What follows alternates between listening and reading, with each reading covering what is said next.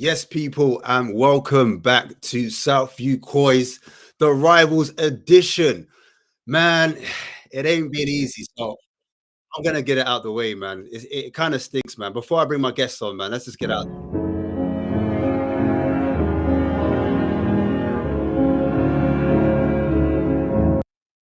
This is how I'm feeling. This is the mood right now as a Spurs fan, and it's not even for the reasons why you think. It's not even for the 3 L's. It's for a certain Benton core injury, but we're gonna get into that in a sec, man. And also, I'm not feeling too good as well. I'm getting money. Well, let me bring on some guests to help me out, man. I've got my boy TJ representing one of the families from Southview Quays, one of the family members, one of the foundations up here to help me host this show today. And also, we've got an Arsenal fan as well to entertain us, bruv. How are you feeling, first of all, before I bring him on? You know what? Yeah, it is what it is, isn't it? I can't really complain. I can't even really argue with my man because we're just in the slums right now, man. Going by game by game, but the football's good. That's a change, though. The football's good. That's the positive, but it is what it is, isn't it? We move, bro. I'm gonna bring on the next guest. The guest is an Arsenal fan. He goes by the name of Stefan. How are you feeling tonight? I'm feeling great. I'm feeling confident. Arsenal put in probably their best performance of the season. So yeah, it's looking very, very good for us right now. So yeah, I can't be happier at the moment for Arsenal. I mean, I would say I share the same sentiments, but it always hurts more when your rivals when the team that one of your ops are doing better than you. It always hurts a little bit more. So what can I say, man? I'm almost tempted to say congratulations.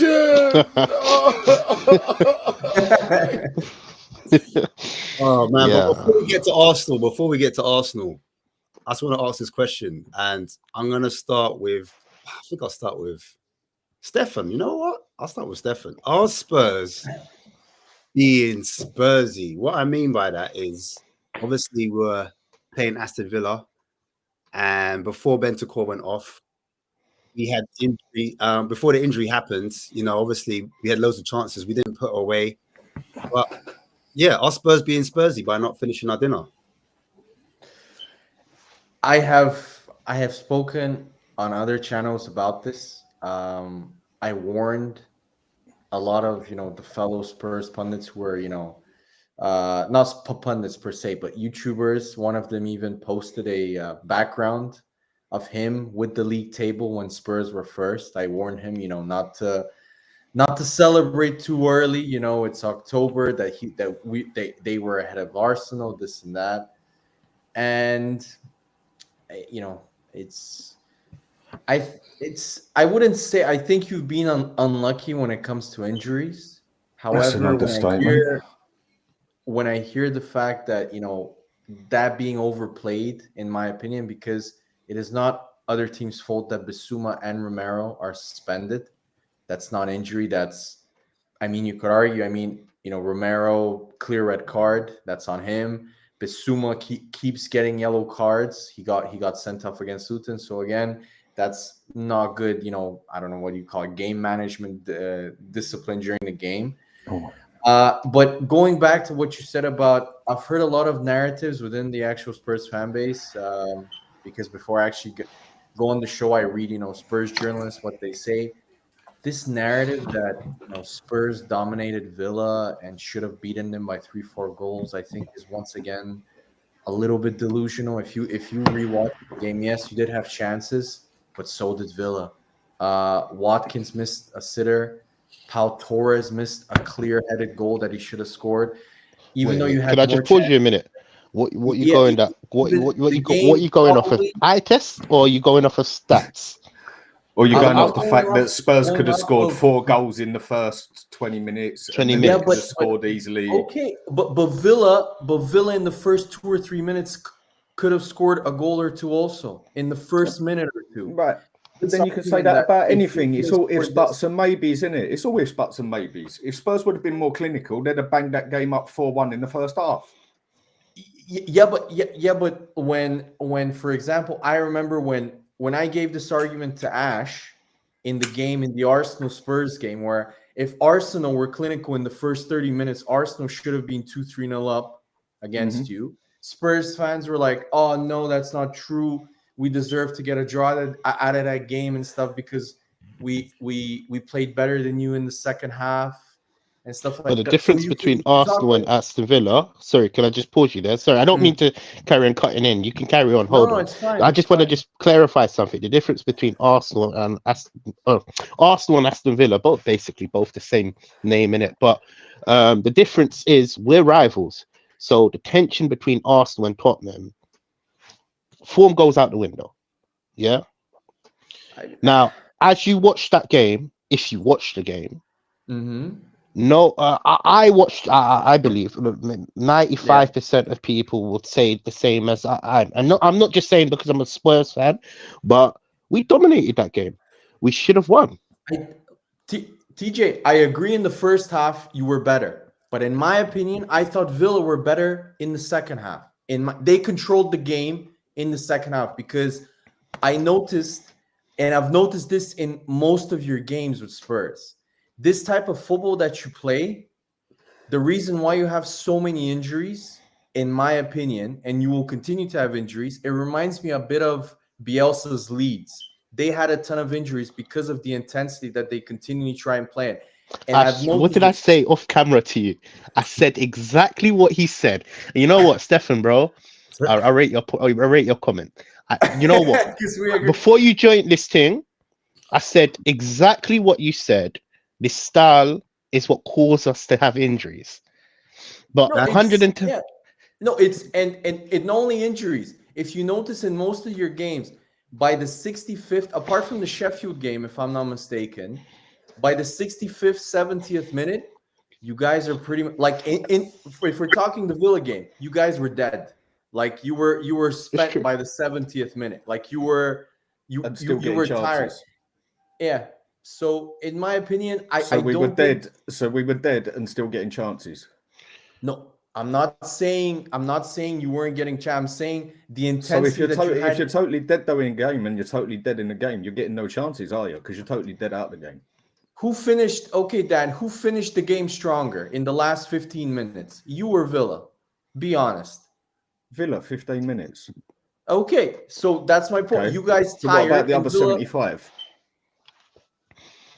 In my opinion, if you ask me, I thought from the 10th, from the 5th to the 35th minute, you were much better.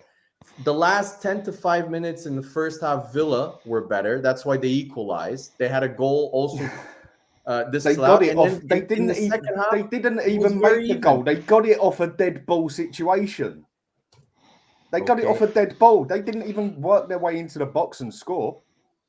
Yeah, but they still had chances prior to that goal. I think what he's trying to say is the intensity from Tottenham kind of dropped after 65, and I can accept that as a Tottenham fan. I'm not saying that we didn't deserve to win. He is half right with the sense of the chances we created first half to the chances we created in the second half was. It's difficult. It's difficult because you're looking at a team that have just lost. Look, at that time, Bentancur got the injury, so then we had to put in someone that is more defensive minded in Højbjerg, which changes the whole style of what we're trying to do and what we're trying to build. So, if you're looking at it from we dropped off. Yes, I can accept that. But what I can't accept is we didn't deserve to win. No. I didn't say that. In my opinion, the correct and the score that's like in terms of if you're talking pure justice would have been maybe 4-2 Spurs based on the chances that you created, based on the actual, maybe not 4-2, maybe let's go 3-2. I would say 3-2. 3-2, 4-2. No. I'll go with that. Yeah, 3-2, because like Watkins, I remember, missed probably the biggest sitter of the game. He was like 5 from a corner. I remember that. Pau Torres missed pretty much an open header before he actually scored the equalizer. So they had some really, really good chances also. But in my opinion, I've said this, Arteta played like this last season. We were swashbuckling. We would score every time in the first 20 minutes. However, I think Arteta this season has realized this type of football is not sustainable when you have European football every 3 days. It might not even be sustainable when you actually have once a week, because players will be more susceptible to injuries. The game against Villa, the defensive structure, and I get you had 2 fullbacks who were playing, from both teams was shocking. Both teams were, it was like a basketball game. It was like both teams were super open. I never understood what Emery was doing. The only thing you guys have with Son up front is over the actual top on the counter. So if you play a high line against Son, it's playing into his strength. So I never understood why Emery played with such a high defensive line. It was playing into Son's strengths. So it was a very kind of end-to-end game. Did you guys deserve more? Yes, in my opinion, you did. But Villa have Watkins, and he punished you. And let's be honest, in my opinion also, I don't know if you guys agree, in the second half, Emery outthought Postecoglou. He put on Tielemans, and in my opinion, Tielemans changed the game. They controlled. I'm not saying they completely nullified you, but they controlled the game far better in midfield when he made that tactical switch. And if you look at the game, Tielemans made the key pass for the goal. So that was, for me, I think it was as simple as we didn't take our chances. For me, because Kulusevski, the way he beat the keeper, he pretty much beat the keeper, half an open goal and hits the post. Now, another day in training, he hits that in the back of the net all day long. Yeah. All day long. That's our season, to be honest with you. Massive chance. I couldn't believe that one. Forget all the other ones that were offside and stuff. Because that song, I think that you were talking about, the balls over the top, you're playing to Son's strength. If Højbjerg was Bentancur doesn't take a touch before he lays that through ball off. Because Son's pointing, he's like, look there. He takes a touch, does the through ball, and that was too late. That small touch was that slowed it down. It was too late. And then obviously the goal was ruled for offside. The one when he gets in the box, he takes it out of his feet and he hits it bottom corner in the first half. So for me, we didn't take our chances, but it was a mixed match of things, of reason why we flopped. You know what I'm saying? In my opinion. The only thing I'm just going to add on to what you're saying, a lot of Spurs fans might disagree with me and go for it. I don't really mind too much about it. We miss a player like Harry Kane, someone that can finish. Everybody misses a player like Harry Kane. Let's be honest. Because apart from maybe Man City, I'm not just talking about the Aston Villa game, but it's a common denominator that we miss our chances. We don't create enough chances, not create enough chances, but we lack the clinical edge to kill off games. And this has happened many times. The Wolves game, for example. The Wolves game, you had no chances in the Wolves game. Your first shot on target after after you scored in the Wolves game was like in the first half. The first half, we should have been at least 2 or 3-0 up. The chances we missed was. Wait, am I the only Spurs fan that believe that? TJ, which chances are you talking about? Because from what I remember, after your goal in the first or second minute, your next shot on target was the Lo Celso chance Son one in the 85th or 86th minute. From what I remember, you guys did nothing after the chances weren't the problem here. I mean, what was it? We created, what was it, 18 shots on goal? No, for perspective, he's talking about the Wolves game now. He's just quickly going back to the Wolves game. Yeah, sorry, it's where my camera cut out. My camera's just playing up at the moment and it keeps jumping. My bad. Yeah. That's fine. Just to let you know. I'm talking about the Wolves game. I was saying this chances creating and not being clinical enough, or whatever you want to say it is. This has been a thing that's been happening to Tottenham quite a lot, because even as much as we, let's pan it back, even 9 men against Liverpool. Difficult. We're not clinical enough. Start of the season, Brentford. We drew. We should have won that game. Chelsea. We should have deaded that game. Wait. TJ, I remember the Brentford game. And Mbeumo missed an open goal. They finished with more. They had better XG than you. They had more shots on goal. You should not have won that game. I think a draw was a fair result in that game, the Brentford game. This is what I mean. Like, you guys have to be a bit more like the Brentford game. I disagree. The other games, like for example, which game did you not win where you were? The Villa game, okay. I'll give you the Villa game. What about the Chelsea game? Again, I don't understand this. After you scored the first goal, right, against Chelsea, Chelsea had 7 shots. You guys had 1, and you had also a goal disallowed.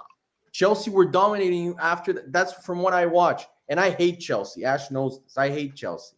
So Chelsea dominated us from when we got a player sent off. And as from there, it just went tits up. Wait, am I the only one that feels like we haven't taken our chances? Because really, we haven't taken our chances. That is Tottenham's biggest problem. That is what lost our game against Aston Villa. And that is what has drawn us and lost us other games. We are not clinical.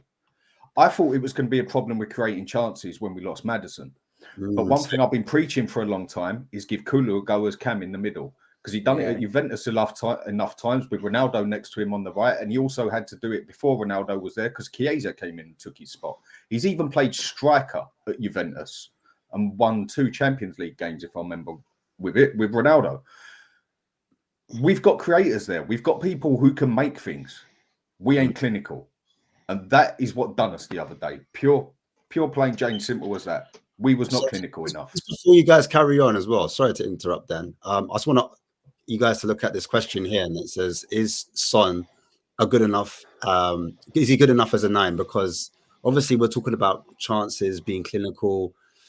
He was obviously offside for 3 of the goals in the last game, and I've heard a few Spurs fans saying that we need a centre forward. TJ's obviously said about the whole missing Kane situation.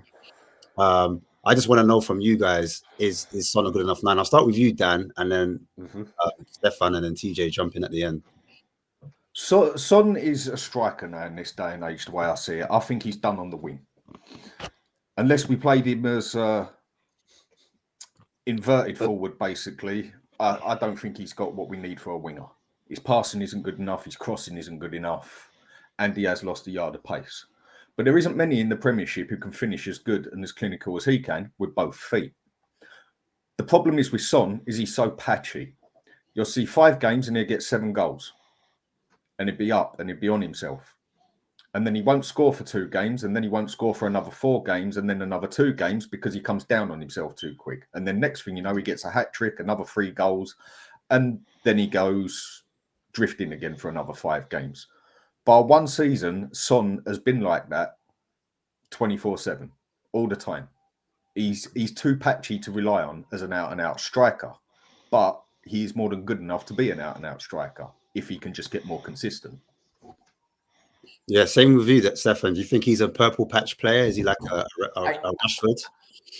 Yes, exactly. Literally, Ash, you took the word. He reminds me a lot of Rashford, which is on his day, Son can be absolutely lethal and score, 3 goals, 4 goals. Like, he can just every shot is a goal, just like Rashford. But the thing with him is I don't like this. We have it at Arsenal as an Arsenal fan with Martin Odegaard. With Son, I've noticed, and with Rashford, similar, is when they're amazing. Like, they score, like Odegaard has 2 goals, 1 assist. Like, he has crazy, just really affects the game. Son the same. He gets a hat trick. Rashford gets like 2 or 3 goals. But when they're bad, they're horrendous. Like, they're terrible. Like, they're not like, for example, Declan Rice. When Declan Rice is bad, he's still a 6 out of 10. He's still good, but he's just not as good as usual. He still puts in a good performance. When Odegaard or when Son or when Rashford are bad, they're terrible. And with Son, the problem is I think he's really good as a number 9. The problem for me is once teams start respecting you guys more, which is when you start, going up the league, looking more dangerous, and teams start to drop a bit deeper, like they have this season with Arsenal. Pretty much every team that has come to the Emirates or played against Arsenal in the Prem has not played attacking against us. They've played with a deep block. I think Son is really going to struggle because if he doesn't have space to run in behind, especially on the counter, I don't think he's physical and good enough to play with his back to goal to bring people into the game. That's just my opinion. As a finisher, he's lethal. He's probably, in my opinion, in the Premier League, apart from Haaland, he is the best finisher. He's probably better than Haaland because he can finish with both feet. Both feet. Yeah. That's just my agree. You got that one right, mate. I've got to give you that one. You got that one right. It's true. Son cannot do what Kane done. Not many players can. No. They can't be a 10 and a 9 at the same time. That is what makes Kane world class. Anyone who says Kane is not world class just obviously don't know their football. But Son can't do that.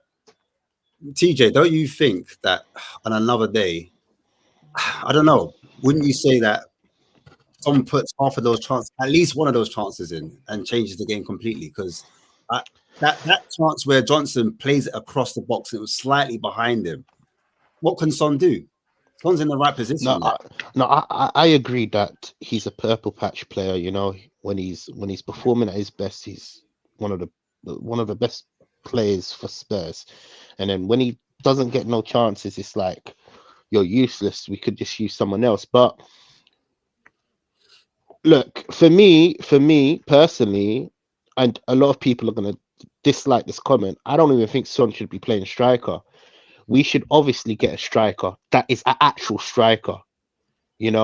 He's obviously learning this craft, and we've moved him we've been forced to move him. Obviously, we've sold Kane, and maybe Son doesn't have the legs to play on the wings. Yes, whatever. Yeah, cool. But for me, it's not acceptable that Son is playing in strike, because that's not his position for me. And I've always said that. Yeah, cool. He's got a technical ability to score goals, and on his left foot and his right foot is brilliant. He from the corner, any corners, he can shoot it with the left and the right, perfect. But as an actual striker, is that the person you want for the next 4 years, 5 years? Because then that's where I come to the conclusion that we need a better striker. I just think it's really harsh because the guy has to. Let's be honest, Son is the Kane replacement, and the big. And he shouldn't be though. No, but that's the problem. He shouldn't be. I agree, but the thing with Kane is the difference where I think Son is a runner. He's a finisher. Kane could drop back and play like a midfielder and ping passes, and that's just not Son's game. He doesn't have the ability to make a diagonal pass like that, or make even a through ball. That's not his game. His game is to run into space and to cross and to finish, especially to finish. He's more so what you would call an old school inside forward. Yeah, he's like Jermaine Defoe used to be. He's like a Jermaine Defoe. I'll tell you a player who he's similar to. I think he's much better than Defoe. He's similar to a Jamie Vardy sort of player. Sit up there, get the ball in front of him, and he'll run onto it and put it in the back of the net. Kind of. Jamie Vardy did not create his own goals. Much better than these players. Jamie Vardy did not create his own goals. Son don't create his own goals very rarely. He needs the ball put over or put direct through to him for him to run onto it, and then he's got the option left foot, right foot, bang it in the net. Same as Vardy used to. Same as most poachers need to. Before you come in, guys, I just got a guest waiting, so I just want to bring him in to the conversation. So I want everyone to welcome Jinx into the conveation. How you doing? Right? I was enjoying listening there, man. Continue flowing. I don't want to interrupt. Thanks for being so patient. No worries, man. Sorry for my tardiness. I should have been there a long time ago. That's cool, man. You're probably celebrating, man. So you're probably drunk right now after the 6-0. But don't worry, we'll get to that. The conversation was about Sonny and what type of strike he is. But I want to kind of move it on because everyone's got an opinion on it. I wanted to talk about, does Ange need to adapt And I'm just going to start with you, bro, because you've just jumped in. I know it's a hard one to kind of get straight into, but this is why we're here, man. What do you think? Does Ange need to adapt? What is your thoughts? It's hard to say, because when it was all going well, you lot were loving it. Do you know what I mean? And you've had a few managers that play a particular type of football that you lot didn't really like. So you've brought him in for a clear reason. So now, what is it? 13 games in, you're already. I think it's unfair, man. I think it's unfair. I think everyone's piling onto the guy, and it's not that easy. I reckon he's just meant to change his whole philosophy and style within, what is it? How many games has it been your player's been injured? 2 or 3? Injured. You're talking about injured? Sorry, since Chelsea 6. Yeah, I think from 6. It's been 6 games. I think. Yeah, I don't know, man. I like Ange, so I find it hard to have a go at him, man. I don't.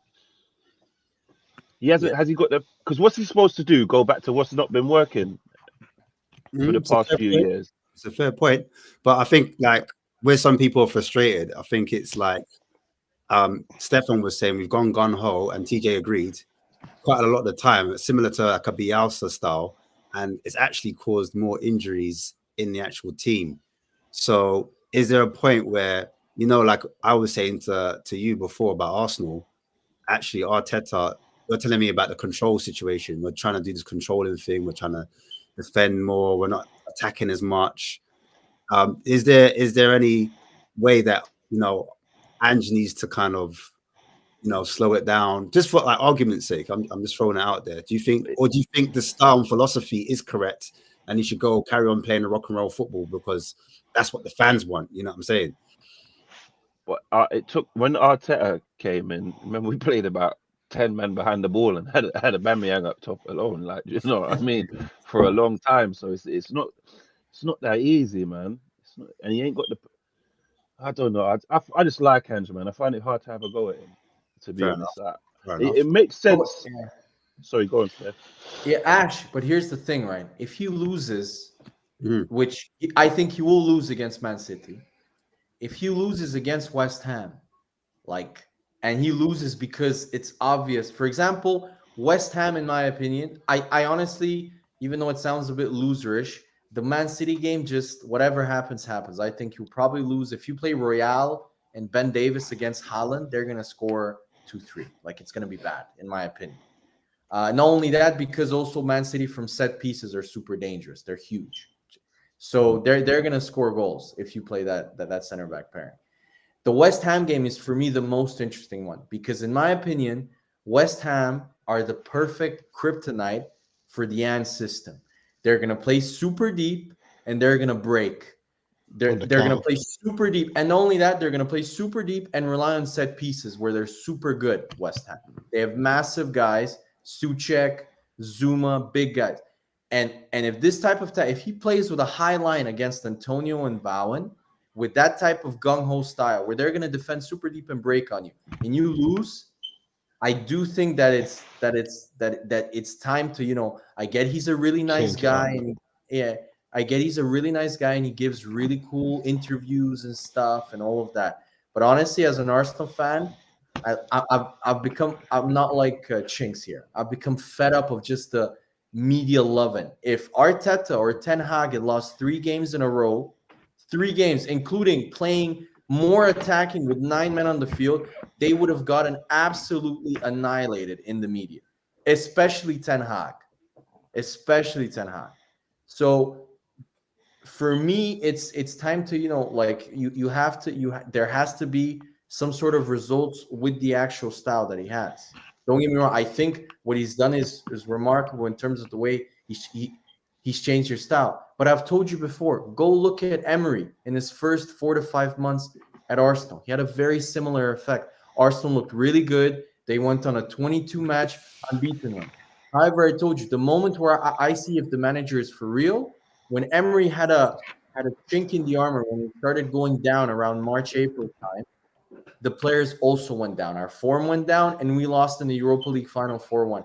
I want to see how Ange deals with this crisis, because this excuse that everybody says, oh, we have injuries, this and that, everybody has injuries. Look at Man United. I get they're terrible and stuff, but the Ten Hag can easily say most of my key players have been injured, stuff like that. The same with you guys. Danny, what do you say to that? Do you think it's going to be a problem against the next two games? City being powerful with Haaland in behind, Silva, Doku running at us, Foden, and then follow up with West Ham, as he said before, Bowen over the top, Antonio over the top, set pieces. We already named some of the players. Do you think that is a worry for Spurs going forward? Does Ange need to adapt for those type of games? Yeah, he does. I mean, do you know what? The thing that would be unbelievably believable, Spurs go and do City 3-0. And then we lose our next two games. And I was thinking the same thing. But it would just be Spurs all over, wouldn't it? You couldn't get more Spursy if you tried with something like that. Now, for me, the difference between a good manager and a great manager is a manager that can adapt to what he's got. Now, it's all good wanting to play your way, and your way is attacking football and everything else. I totally get that. When you've got the parts to do it. When you haven't got the parts to do what you actually want to do, then you have to adapt to what you've got to make it work. And you don't by have the look parts. of it, it's getting to the point where we haven't got the parts to do it the way he wants it. So I think he's going to have to at least try and adapt a little bit to what he's actually got. Otherwise, what's going on? Because then if you just stick to the same way and you know you haven't got the right parts to make that way work, the problem I don't think is you're doing your job properly then. So he's going to have to adapt one way or another. He's made it clear that he's stubborn enough to stick to this style, and that's the scary bit about it. Because even if you don't have the parts, the players, you know, we're playing a FIFA lineup with 4 left backs and right backs, you know, but you still want to play this attacking football. Sometimes you have to realize what you have. And I know it's harsh for me to say change your whole dynamic and change your whole system. No, but you don't have to do that. You have to look at what you have and adjust and protect the players that are maybe not good enough to perform at that level of what you want to do. Totally look agree. at the Totally agree. I'm at a point where I said this off camera, but I'll just say it on camera, innit? And I don't mean to be the negative Tottenham fan, but I can't see us from Aston Villa. I predicted us to lose against Aston Villa. So at the time when I made this prediction, I said I can't see us taking more than 3 points from our next 5. And that's my honest. And you might think I'm so negative, and I can't. But really and truly, we're trying to tell players like Dyer, even when Dyer was playing, to play this high line when he doesn't have pace to recover. We're trying to tell people like, I don't know, give you a good example. Emerson Royale, play this high line. It's okay, but you can't do it. It's so difficult to play a style when you don't have the players to perform in that. So this is why I'm saying you have to change it up a bit, you know? Yeah, and I'm not saying change your whole template. I'm just saying protect the players. Because going against the big boys like Man City, look, one thing that a lot of Spurs fans have realized about when we go against Man City, we don't win convincingly. We might win, but 95% of our, I would say, fortune comes from defensive. We're defending. We're like on the ropes, and then we break on the counter. Exactly. Yeah, basketball. It's like basketball. Yeah. So in my opinion, if you're gonna go against the big boys, and I'm talking about Man City, if you play this high line, it could be 5, 6, 7. It's not only the high line. If you play set pieces, if you have 2 fullbacks, they're massive. Man City, they're gonna score goals from set. Aston Villa should have scored 2 or 3 goals from set piece. They scored a goal from a set piece, and they should have fouled Torres. Was it a set piece? He was when he was alone. Yeah. It was. I think it was a cross. In fact, it was a cross. But cross. Then Watkins missed for me the biggest sitter from the corner, and that's Villa. Villa aren't as good at set pieces. Man City are They're like all of their defenders. They're the best team on the planet. They're the best team on the planet. There's no two ways about it. Man City are the best of the best, and that's all there is to it. But I don't think Ange's totally got to change his entire way. Not at all. What I'm saying with it, and what I think the other fella is saying, is he's just got to adapt a bit more to what he's got. If it's not just going to work out all guns blazing, then he's got to work out a point where, like at points of the game, I think when it got to about 35 minutes, he should have told the Spurs players, right, back off a little bit. Don't sit back in your own half, but back off a little bit. Don't go charging all guns blazing at them. Save yourself a bit of energy. You know? But the problem is, sorry to cut you off. But the problem is, I get that. I respect that. But he said it in many interviews. It's the way I play. It's the way I play. And he hasn't actually said, okay, we have to change it because of this.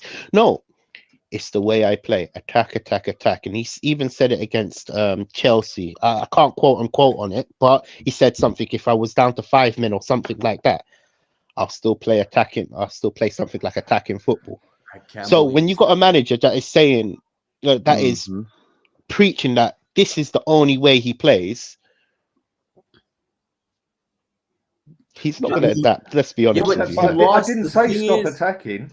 I mean, you don't have to be running at 100% to play attacking football. I just said maybe he needs to tell him to slow down a little bit. I know what Dan's saying. Dan's basically saying, and this is how I saw it, like there's a point where you can control the game where you play 5, maybe 6 passes just to have it in the midfield area before you make that first attack. Okay. Opposed to 3 passes and then in behind. Exactly. So okay, cool. That gives your players a chance to recover and like stay in the game. They're not running so much, just to kind of hold on to the ball and then attack. So I think that's what it is. But I just want to move on because can I say something before you move on? Because I want to defend my guy Ange. Because me personally, I think you've got a better chance against City if you play a basketball game than if you sit deep. Yeah. Because okay, wait. We all know City. That's the majority of games they play. Everybody sits back. When you lot have played them in the past and beat them, you haven't sat back. You've gone at them. Do you know what I mean? No. When we played them in the past, we've sat back the whole time. That's why we beat them. Yeah, that's how they beat them. We played. If you remember, most of our ex-managers, they play this a counter-attacking football. Yep. They defend for their life, and then when they get the moment, they counter-attack. This is a bit different because Ange is fully an attacking. He's playing a high line, and he's leaving us vulnerable, to be totally honest with you. I was actually so surprised that Aston Villa didn't capitalize with their fast players like Diaby.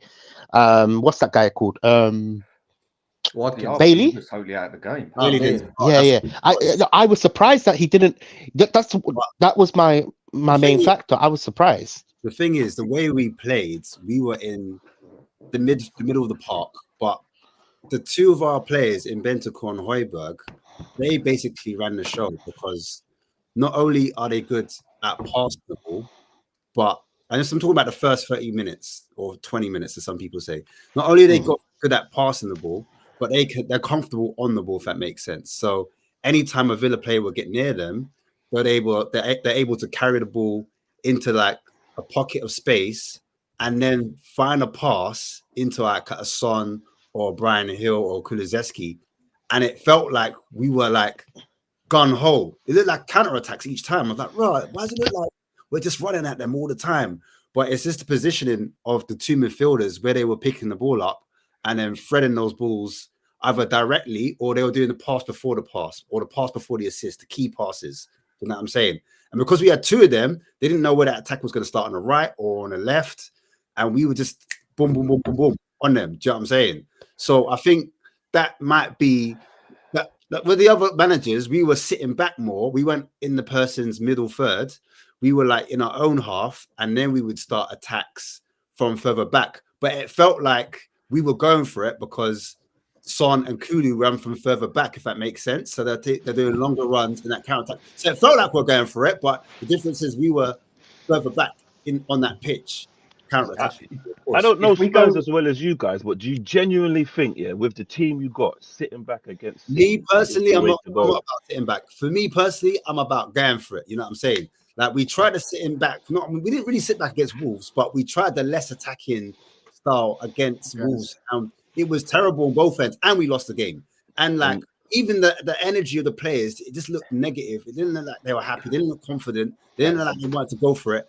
And so for me, like you just got to go for City. City is one of those teams you just got to go for. Do you know what I'm saying? And the Villa game, you can't blame Ange for Son being offside 3 times. No, you know what I mean? Ange got nothing wrong in that game. That's not down to him. I think that was unlucky. You could have easily won that game, I think, as well. And then I think it's I don't know I don't know what Ange is doing 100%, but it could be a statement as well. He could, like, him playing these players that can't do the job he needs players to do could be highlighting that, because if he switches, because like I don't know, you lot say Levy's tight. If he switches it around and starts getting results, Levy might say, I don't spend no money. This can work. Like, do you know what I mean? He's highlighting issue. Of course, it's not nice in the season when you're losing games. Like, do you know what I mean? Because you lot, it's all hindsight when the game's after. But a minute ago, you were singing his praises for his style of play. Do you know what I mean? And I know the results hurt, but in a few years, if this style starts to work, like something, you have to scrap the season. I know you started well and all the possibilities, but it happened with us.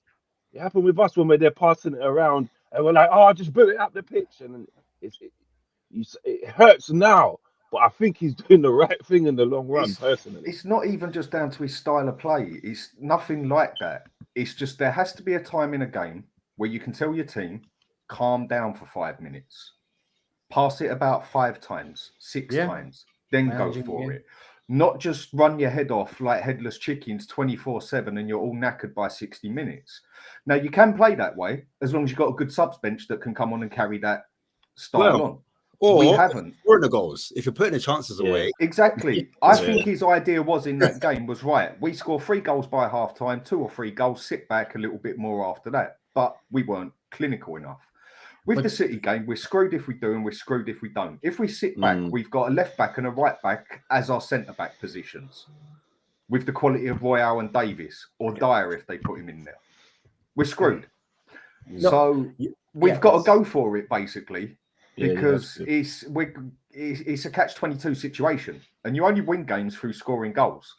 And if we sit back, we're going to concede so many goals because we have not got a worthy defence sitting there. Yes, we got a solid goalkeeper, good left back, very mediocre defensive right back, but good attacking right back, and then centre backs at the moment. We're probably the worst in the Premiership. So we can't just sit back and let someone like Haaland and let other players come at us like Silva and everyone else and go at it for us, because we'll just be conceding left, right, and centre. So we're going to have to go for the attack, but then they're going to blatantly catch us on the counter where we're playing the high line. So for me, he's just going to have to go and attack him and see what he can do. Because if we sit back and try and play a counter on it, we're going to get absolutely destroyed. We haven't even got a defense. Last point, Stefan. Go for it, bro. Can I also add, this hasn't been, I don't know, maybe it's my observation, maybe it's just me, but in the Villa game and the Wolves game especially, I watched some of the Spurs. I saw some of the ratings, and everybody rated Pedro Porro really highly. I thought defensively against Aston Villa, and especially against Wolves, he was all over the place. And if you watch the Aston Villa game, they specifically targeted him and his side. And if I was Spurs fans, I would be extremely worried. Jeremy Doku against Pedro Porro, that is not going to be a good... That is. Well, we've got our best defense out there, our best back line. Porro is our weak spot. Doji, fine. Van der Ven, fine. Romero, fine. Porro's probably getting more credit than he actually deserves as a defender at the moment because he was so crap as a defender last season. Yeah. He's now playing okay, which looks brilliant to what he was playing. I still don't rate him as a defender. Yes, he's got better, but he is not a good defender. That man is a wing back, or I'd even love to stick him up on the wing. A winger. Yeah, he's a winger. The thing with him is it's not his pure one-on-one defending. The thing what I've noticed with him is his positional sense is terrible. He is out of position, especially when teams counterattack and they attack on his side. If you notice, Udogie has much better positional sense. Yep. He's just not a great defender. Like in terms of he gets caught out from time to time, but it's much less. Go rewatch the Villa game because I watched the highlights recently, and if you notice, literally all of their attacks come down from the left. Side. They start from his side. Porro, what Porro is, how should I put it? He's a poor man's Trent Alexander-Arnold. No, he's better defensively than Trent. Trent I don't think he is. I do not think Porro is any better as a defender. I don't think he's a so. wing back. He's not even meant to be a right back. I agree. That's true. And a wing Look, back. I'm going to make a Brazy comment in it, and this is Brazy from my behalf because I dislike this player. Emerson Royale as a right back is better than Pedro Porro, and a lot of people are going to disagree with me. You're right. But when you look at it, right back, not attacking, not a wing back, right back defensively, Emerson Royale's got it. Yeah, 110%. And he's not even good. Man, he's not good at all. Believe me. Look, guys, can I ask you this? Like, you guys will say that, I have a different. I've noticed with Spurs fans, they like to kind of jump on Højbjerg and Royale, especially the Højbjerg after the Villa game. I thought Højbjerg was very good against Villa. He started a number of counterattacks with his passing. Is he as silky and as good on the ball technically as Bentancur? No, but Højbjerg, in my opinion, every time he plays, your midfield in terms of you look a bit more. I would say he's a bit better than Bentancur defensively wise, especially one-on-one defending. Yeah, but it's one thing that I'm just gonna pause you for a minute. It's look. For me personally, a lot of fans won't admit this, but I am a big fan of Højbjerg, to be totally honest with you. I rate him as well as a club player. As a player, he's been so professional. It's just the problem that a lot of Spurs fans are saying about Højbjerg is what Ange wants to do. And you're comparing two different players. Do you get where I'm coming from? In a sense of one's a defensive midfielder, the Viking, the person that is obviously going to make sure the defense is settled, right? And then you got Bentancur. Yeah. But then you got players like Bentancur, players like Bissouma that are basically the technical spark of the team, the players that can actually like bypass a player or pick a pass out. You're comparing two different players, So a lot of fans are saying because we're playing this attacking football, or this attacking style, Højbjerg is not. I wouldn't say not good enough, but he doesn't have the technical ability like. He's not Modric. I agree. He's not silky on the ball. He's not quick and stuff. But for example, I'll give you an example of where I think there's an issue. The Wolves game, for example, for me, easily the worst player on the pitch.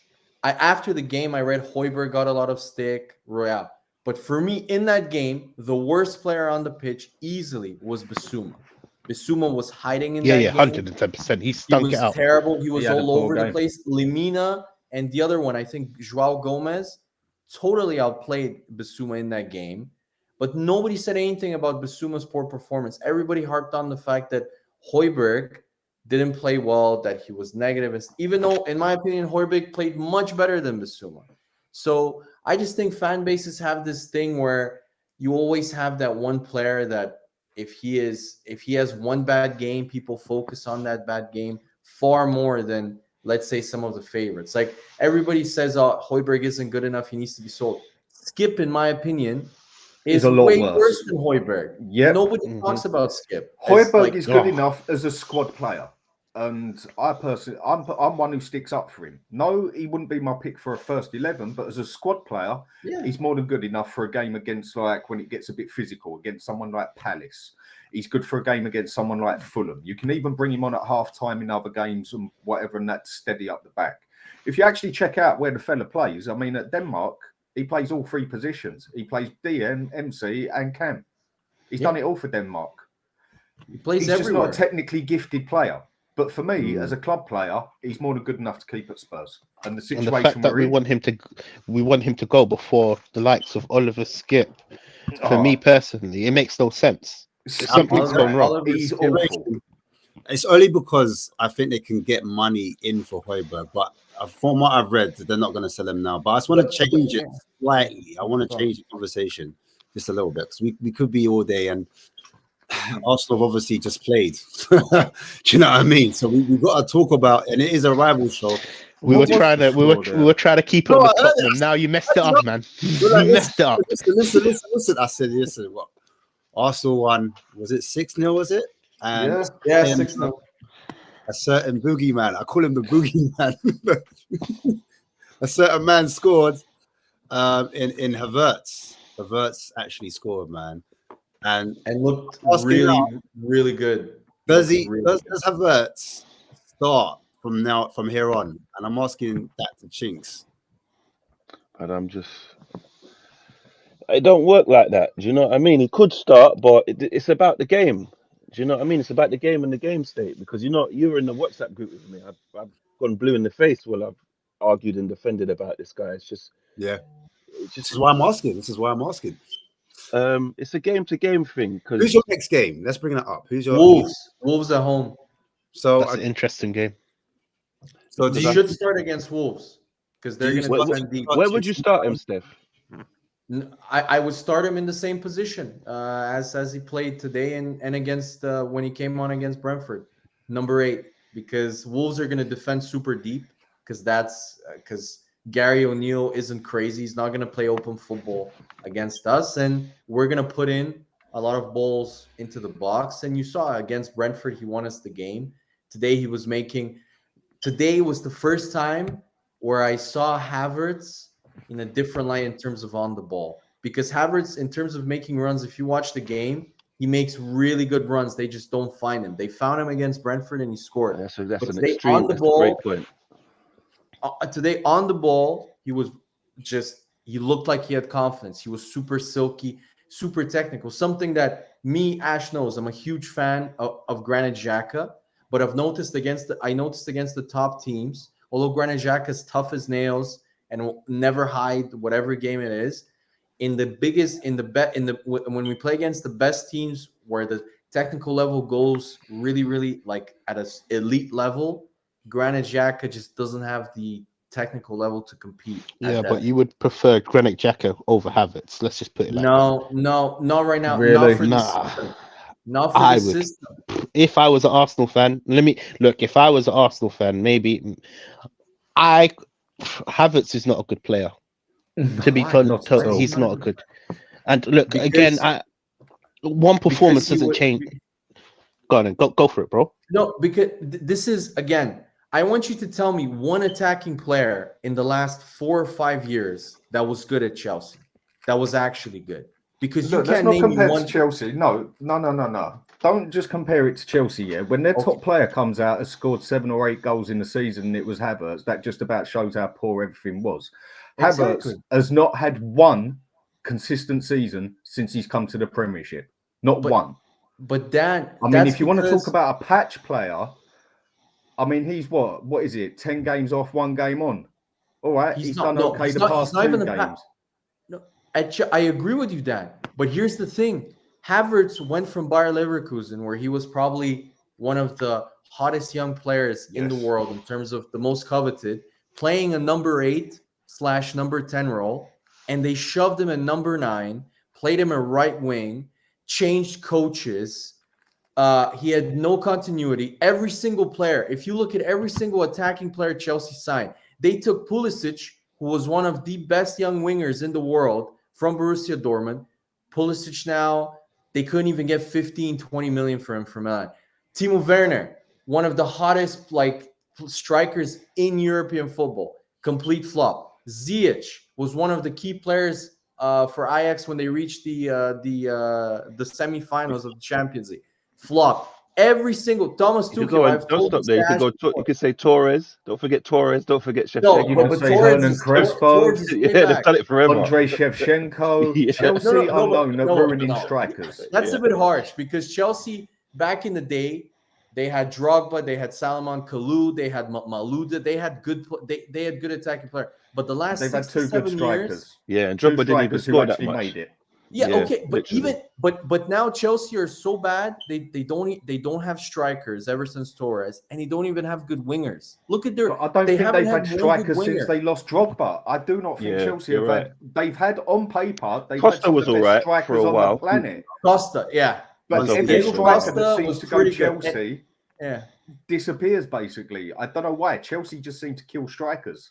I'll tell you why. Because Thomas Tuchel is kind of the Allegri of German coaches. He ruins young attacking players. If you look at Allegri took Vlahovic, who was one of the best young strikers in European football.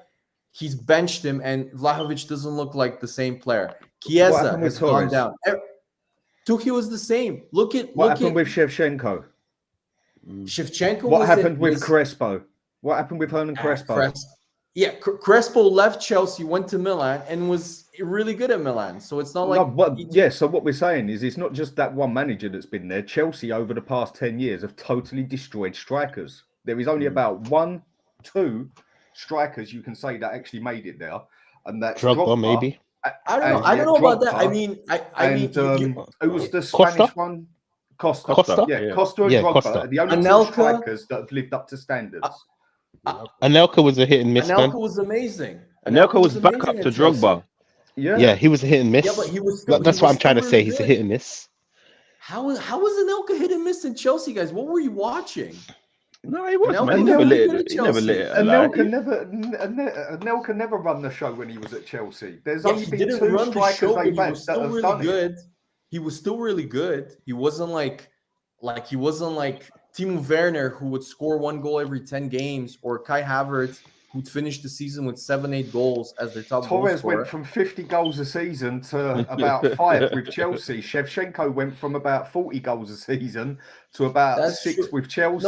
Crespo done exactly the same thing. Chelsea just kill strikers. Coming back to the question, though, guys, I don't want to go too off topic. I know we're talking about Chelsea, but the point was, Havertz, is it a purple patch for him at the moment? Is he a moments player? He's not good. That's the thing. He's just not good. He's just trash. And I think we're unfair. I think it's what you're asking him to do, because even you see like how you said he came on who did he come on for? On Brentford, we went to a 4-2-4 because we were chasing the game. And Havertz has never, when he played at Bayer Leverkusen, he played in the hole behind the striker. We don't really play with that. So he's never at Chelsea. He was playing striker, playing loads of different places. It's not his position. But so if you as a person, pardon? Is Arteta not playing into his strengths then? He is.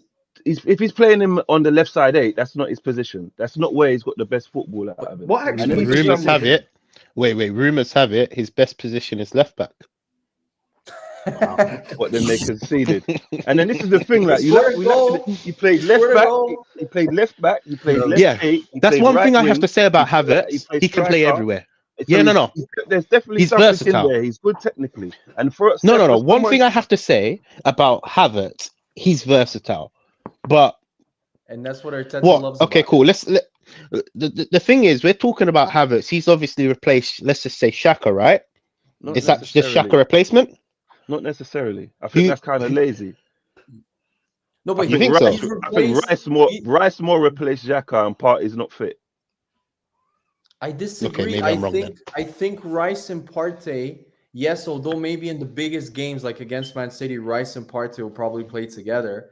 I think Kai Havertz, the main reason, if you read his stats, why he replaced Xhaka is what Arteta loves. And if you read, when he signs a player, the most important thing Arteta rates isn't on the ball skills at first. It's off the ball, how they press, how they work hard. And if you read Havertz's stats in terms of pressing and interceptions as an attacking player, he's one of the top players in Europe at that. And you could see that ever since he has played, not only do we press much higher up, but we win the ball far more in the final third. we're far more solid defensively because he really helps with that. And he also I'd put that down to Rice, though. I'd put a lot of that defensive solidity down to Rice. And Rice. All right. Question for you then. Yeah. I mean, personally, for me, Havertz for 65 million, Chelsea got you with your pants down and laughing all the way to the bank. He's a bang average player at best. Yeah. Right. Okay. What do Arsenal miss? A striker. They have not got one. Jesus, if you want to class him as a striker, he's about as bang average as a striker will ever be. But as a false nine, he's brilliant. Playing out on the right or even on the left, really good. But striker, bang average at best. Havertz, striker, bang average at best. Why is he bang average? He is, though. No, but sorry to interject, because we said this last time. So that means when Liverpool won the Champions League and the Premiership, they needed a striker because Firmino's not a striker. You're not Liverpool. But it's the system we play. That's lazy. That's the system we play. No, that's not lazy. We have Odegaard, Saka, Martinelli knocking in about 45 to 50. So of course it's not 30, but the system we play doesn't necessarily require a striker. Okay, striker's not good at what he does. Listen. Because this whole since before we had Jesus, we were languishing at 5th, getting overrun by you guys. We put Jesus and Shevchenko in our team and went on a title charge. So you're judging a fish by flying. Of course, that's not. You know what I mean? His link-up play and what he brings to the team. Just look at. I can make a simple argument. Look at the stats. Prior to Gabriel Jesus getting injured and going and getting injured for 3 months and having surgery, if he would have finished the season at the rate he was scoring goals, he would have scored 22 goals in the Premier League. That was the rate that he was scoring. Sorry to interject, Steph, as well, because that's I don't understand how he's a bad striker. Hypothetical, because you kind of because this argument is contradictive. Because why you're saying we need a striker is because there's certain games when teams have a low block and we struggle to block them down, where a striker would step in and would take the game over.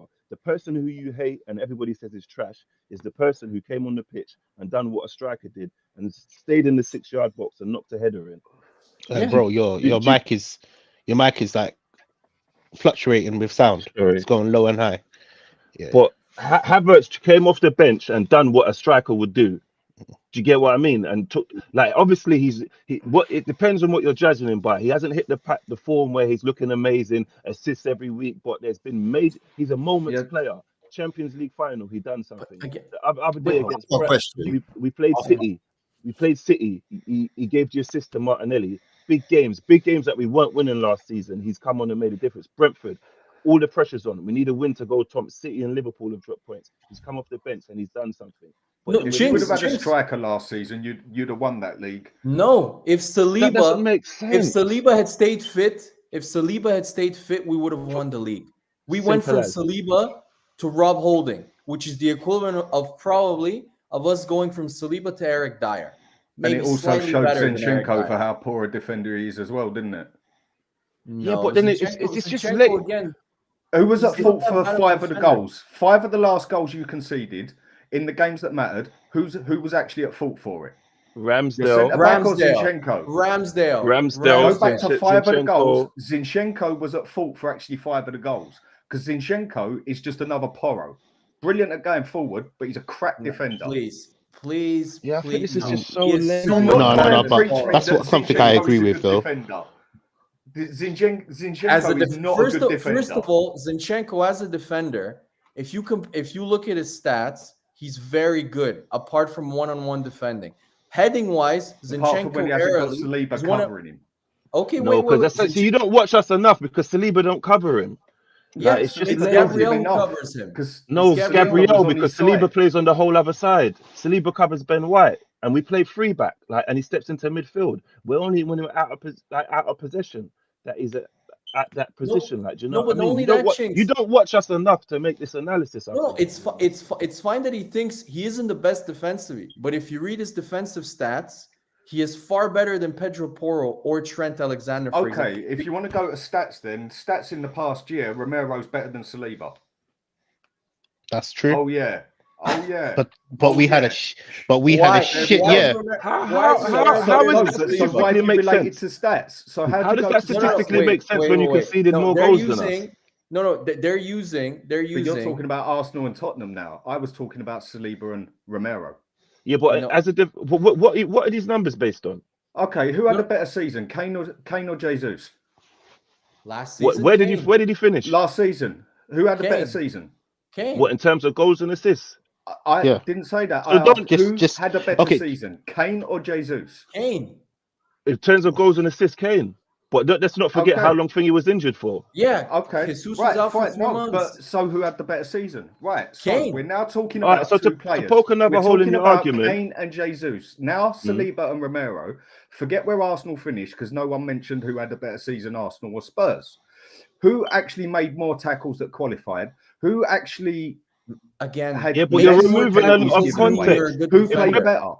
If we're blowing teams away and playing very attacking football and you're playing defending more, who's going to make more? That's like saying exactly. That's a poor argument. What's his name?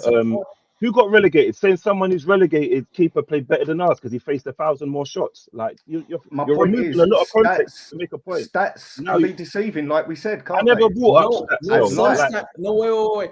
Some stats can be the argument is about a striker. Let's not get distracted. Back to your Kane point. How long have you had Kane and won nothing? Strikers not everything. Having a great striker doesn't guarantee you nothing. Who had a better season, but I said who had a better season. But you said it last time I was here. You say it every time. But you had a striker for all these years and it didn't do nothing. A striker doesn't guarantee you everything. No, but you still had a better season. We was only talking about the players. It's not about what you won. We're only talking. But what have you done? What has Jesus done? Am I the only one who understands this? So him saying that the problem with us is we don't have a striker. That's his argument. I'm saying the team plays the system. Now I'm telling him that you had a striker and it didn't do nothing. It didn't help at all. Now he's saying, but it's not about the system. What player had a better season? That doesn't make sense. That's what I was talking about. I was talking about who had the better season first off. But at first you said Arsenal need a striker. At first you said Arsenal need a striker, which is a whole team argument. And then to back that up, you're taking individuals which doesn't make sense. Okay, wait, guys, stop. Chinks is trying to say that the value that Gabriel Jesus added to the team, not only through stats, Kane had the better season because he was available for the whole season. So naturally, he's got better stats. In my opinion, Jesus did have a great season. Kane had a better season. But to your argument about Romero being better than Saliba based on stats, yes, on some stats, like for example, aerial duels, Romero is better than Saliba. But the other stats, for example, tackles per game or interceptions, does not mean that he's a better defender. Because if you look at Van Dijk, I'm agreeing with you because I don't think Romero is better. The point I'm making is that stats are deceiving. The only people that think Romero is better than Saliba are Spurs fans and Argentina fans. I don't. My point I brought this up was because you brought it up because of the Zinchenko thing. Yeah, stats with Zinchenko. So yes, and if you look at Romero. And over 365 days, when you put all the stats down together, over 150 stats like Will did, Romero has been better than Saliba. No, he's not a better player. So you can't just go by stats on Zinchenko.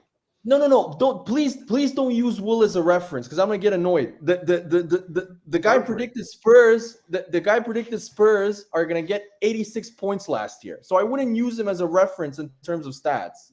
No, I was using on the reference on the stats he did. On the point that I'm saying to you that you just can't go by a few defensive stats on Zinchenko and tell me he's good. He's not a good defender. I was gonna say. I even said that one-on-one defending, he's not very good in terms of the stats. But if you look at for me, stats are deceiving. Let me be totally real in it. Yeah, regardless of. So you can't base a game off of stats, right? You have to also have eye testament, and. So your argument about stats about damn, I forgot what I was going to say. Stats are deceiving. You said.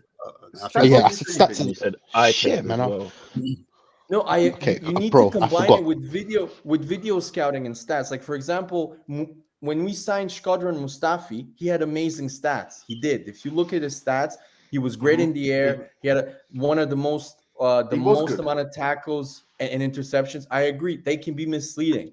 The thing for me is that where I was defending Zinchenko is if you look at his pure defensive stats, like aerial duel percentage, tackle percentage, they're quite high. Aerial duels, He is one of the best left backs in European football in terms of aerial in the air, in terms of winning. The stats are very deceiving, aren't they? Yeah, but he is very good in the air. You can see it in the game. He's very good in the air. Not a good defender. Please don't tell me he's a good defender. Come on, man. He's Seriously. not. He's not an elite. He's not, for example, someone like on the Arsenal team. For me, our best defender, apart from, in my opinion, not even a left back defender. Tomiyasu. Tomiyasu is better. Okay, wait. I'm glad you mentioned that. So, can we assess that Tomiyasu is better defensively than Kearney's better? Yeah, perfect. Much better. No, he's a left back. Yeah, but so perfect. Because this is, I think this is a weird argument, because that's for you lot individually. Obviously, for what is better for Arteta's system is not Turney, or do you know what I mean? It's different game states.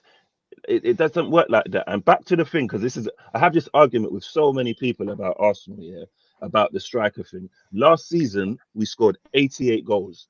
The last 20 years, the champions have scored an average of 85 goals. So it's clear it's not because we didn't score enough goals why we didn't win the league. On average, the last 20 Premier League champions have conceded 29 goals. We conceded 43. So the reason we didn't win the league is not because we didn't score enough goals, which you can't say is because we need a striker. So I think that proves that. The goalie, I'm telling you guys, the main reason we didn't win the league last year, and I've told this to Ash, he thinks I'm really harsh, is Ramsdale. So you think the goalkeeper was the reason? Yes. If you look at the games, he had his moments. Points, if you look at the games where we drop points, the Southampton 3-3, or was it 4-4? That game, he was an absolute shit show. This year against Fulham, he was the biggest reason why we actually drew that game. He was poor in that game. He made 2 mistakes for both of their goals where he wasn't convincing. If you watch his positioning was terrible. Yeah, I watched that game, to be honest with you. I remember. And that's the thing with Ramsdale, and that's why I'm being really impressed. And again, David Raya, you can see the massive difference in terms of controlling the game, especially when we have the ball. He is so much better than Ramsdale on the ball. He's much better. He's much more calm. He gives me so much more calm than Ramsdale. And I'm telling you, that Ramsdale's a better shot stopper. 100%. Right. I think Ramsdale is a much better shot stopper. I would say the biggest thing that he's better than Ramsdale, and I know you're going to get annoyed. No, I'm saying Ramsdale's a better shot stopper than Raya. No, he's not. No, he's not. Yeah. Raya's a better shot stopper. He's not, guys. Check the stats. Raya's a much better shot stopper. I don't know this. Look, let me be honest with you. I don't have the stats right, but with what I see with my eyes. Listen, I don't have the stats right here in it, but with what I've seen with my eyes, Ramsdale's better than Raya. Well, if you read the stats from last year, shot stopping, pure shot stopping. The only 2 goalkeepers that were better than Raya last year, when he was at Brentford, were Alisson and were Bernd Leno. These were the only 2. Was that down to because of the team he was at, and he had so many more shots to stop? Because he had to make more shot stops, so he would look as a better shot stopper. No, same as where Romero's had to defend more at times. He looks better than Saliba. Come on, man. You going by stats or just when they suit? No, I'm not talking about just pure saves and shot save. I'm talking about save percentage. So even if he faced 1,000 shots, his save percentage was 3rd highest. And the most important stat out of those, where they use like real kind of metric stats, is where they look at the percentage of the XG. So how likely was that to be a goal? And his XG prevented was 3rd again. Only Bernd Leno and Alisson had saved shots. So he had saved, I think, the equivalent of 4 goals that should have been goals he saved. And he was 3rd in the list. Ramsdale was mediocre. He was like 12th or 13th in that overall goalkeeper list. There's a really good article, one of my favorite things to read on, the Athletic. What I'm going to do after this, because I don't have the stats in front of me, I'm going to go on Y Scout. I'll send it to you guys. Yeah. I'll send it to you guys. I'm going to go on Y Scout and check this out, because I'm convinced. Okay, maybe you have a bit more knowledge as you're an Arsenal fan, but for me, shot stopping, for me personally, look again. Well, obviously you're saying something different. I can't go with what you're saying. You're saying stats, and it could be all jibber jabber. No, even for me, watching. No, okay, now that's where I have to. That's where I have to stop you. You both got a point, because what he's saying is last season, statistically, according to the percentile, Raya was better than Ramsdale. But then there's probably several seasons where Ramsdale was at other teams and facing more shots, and his percentage would have been better than Raya's. So he's keeping it. The thing with stats, he's keeping it strictly to 1 year, and for that year, he's quoting. Numerically, Raya was better than Ramsdale at shot stopping, but I agree with you two guys that I personally think that as a whole, Ramsdale is a better shot stopper than If Raya. you could get both those goalkeepers and put them as one, you'd have a brilliant goalkeeper. It's just one is significantly better at one thing, and the other.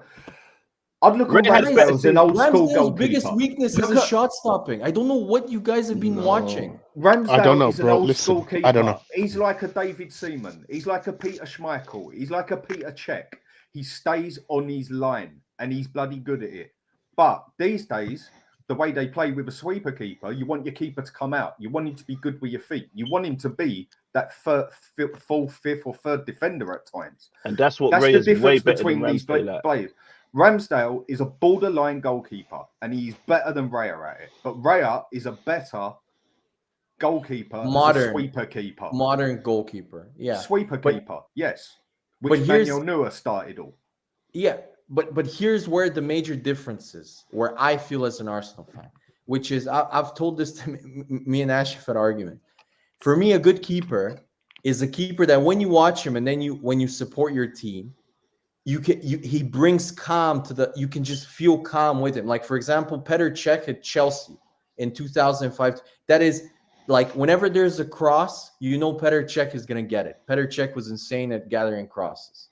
That's what Ramsdale, he gives me Szczesny vibes, and I'm sure Chinks can relate to this, which is one game Ramsdale, like against you guys at White Hart Lane or against Liverpool at Anfield, he will be absolutely unbeatable. He'll pull off worldly saves. Next game against Southampton, every single game he'll do something stupid, some dumb shit that will absolutely. I think you're being a bit harsh on Ramsdale. No, he does have his divvy moments. Yeah, of course we can agree to that. What like that? Has Raya made mistakes? I wouldn't nowhere near. He doesn't give me the same vibes as Ramsdale. He doesn't do stupid shit. Like, for example, watch. Okay, I think this is a preference argument, Steph, because there's been some moments here where Reyes had the ball at his foot, and I've been shitting. I've watched quite a lot of Arsenal, to be totally honest with you, but not as much as you guys. Let me be honest. So I can't come because I've got my brother's an Arsenal fan, so we constantly watch Arsenal and Tottenham. And for me personally, this season, Raya has on the ball with his feet been a better goalkeeper, right? But he has had some stinkers. Mm-hmm. Yes. Mm-hmm. But different problems. They might not have cost us the game, but he has had a few moments. He's had a couple of scary moments. Guys, that's the difference. When Raya makes mistakes, and that for me is important, again, it's the type of mistakes you make. Like, for example, when Eric Dyer makes a mistake, it usually either leads to a big chance or to a goal.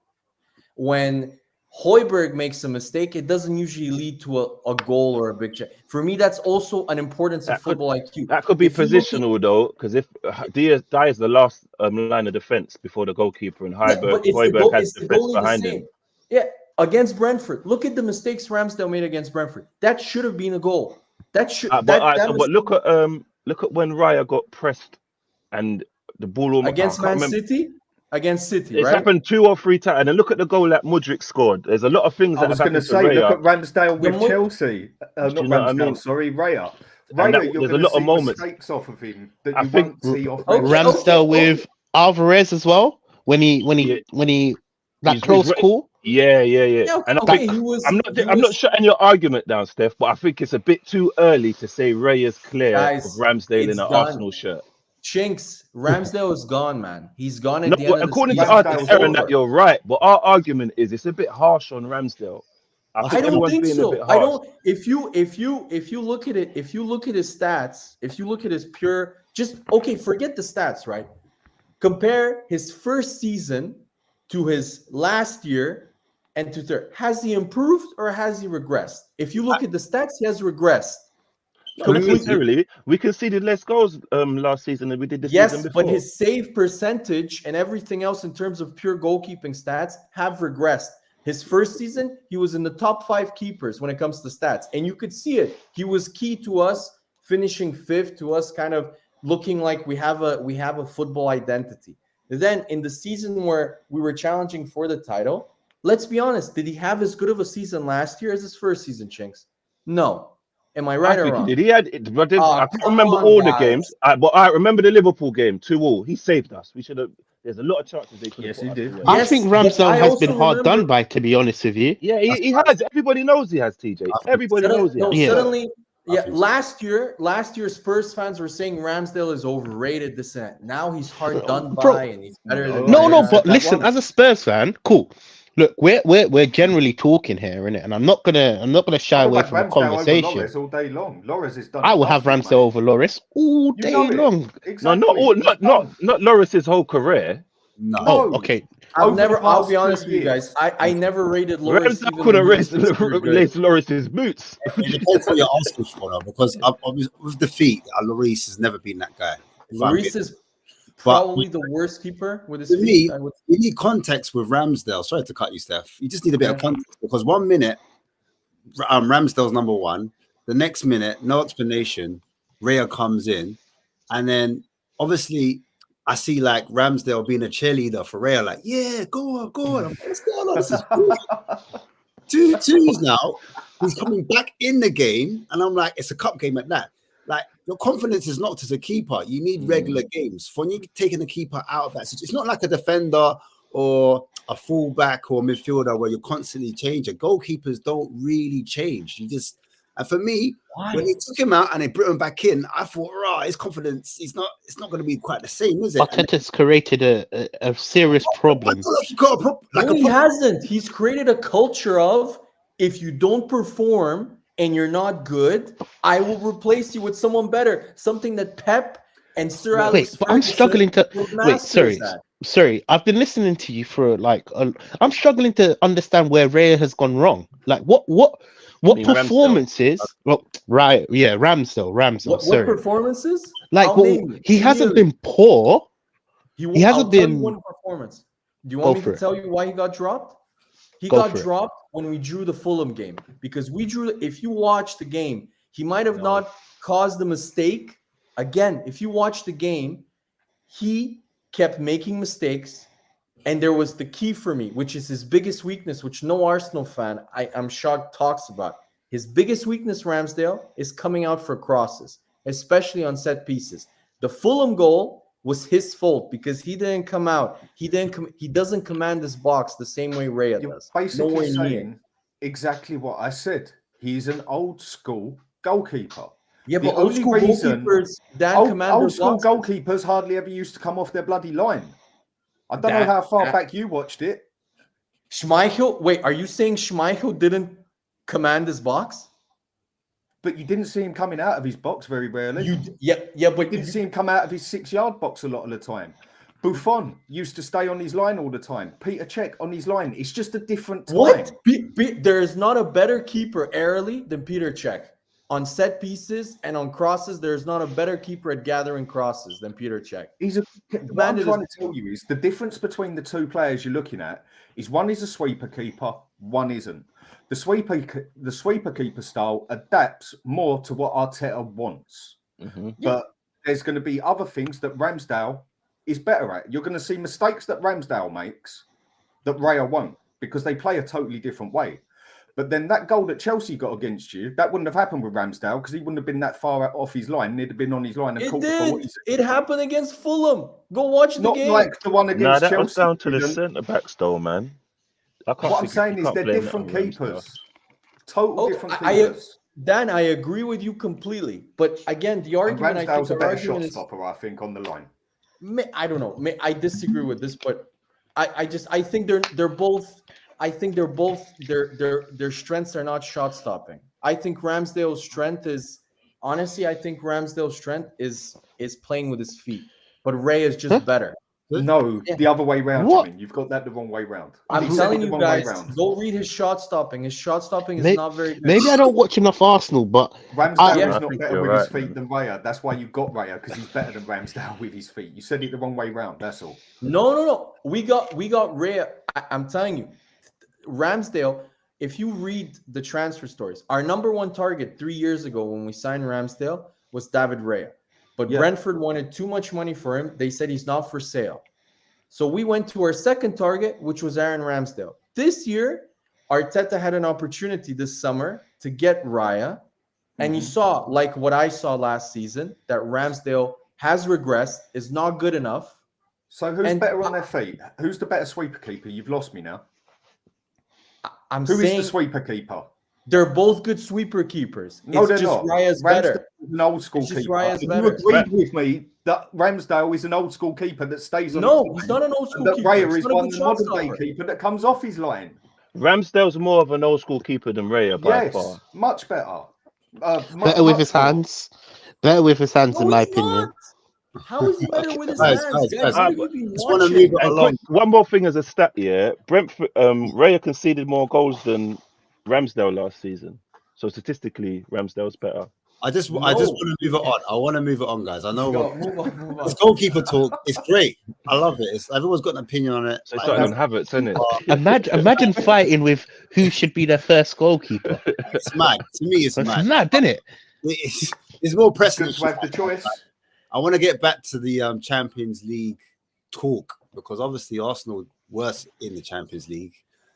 And I just wanted to know, will Champions League dampen Arsenal's title charge? What I mean by that, would Arteta prioritize the league if he needed to? Because let's face it, when you're in the Champions League, you do need to play, especially when you get further in the actual competition, you need to play your stronger players. And it gets towards that kind of business end of the season around February. Do you kind of take the foot pedal off the Champions League and focus on the league? Or do you go for both competitions? Like, how do you see it? I'll start with you, Chinks. I think it's a game by game thing. You just go out to win the game you have, and then worry about next week.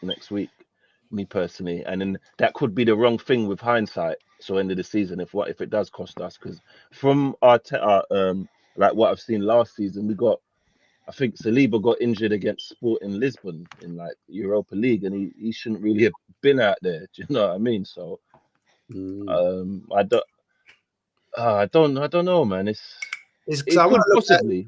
I want to look at your run in March, and in March or /February, you've got a Chelsea and Man City game in March. I mean, Chelsea are 12th, so it's not like, I know, but you drew against them too. So I wouldn't completely write them off and say like, Chelsea. Who knows at that point? Man City, Ash. But I'm just saying, Chelsea at that point, Man City have got two squads. Do you think you have enough in your locker? Do you have enough? Do you have enough? I think we do. No. Can I answer this? Can I answer? Just please, Ash, tell me. Ash, I think, and this is going to be a controversial take. You guys are going to probably laugh. I think Arsenal, apart from the forward position, don't say what I think you're going to say, please. I just He said this off show. He said this off show. No, man, I haven't heard this. I want to hear it. Wait. Let me hear me out. Hear me out. I'm all ears. Okay. I want to read you the Man City bench from yesterday. They had two.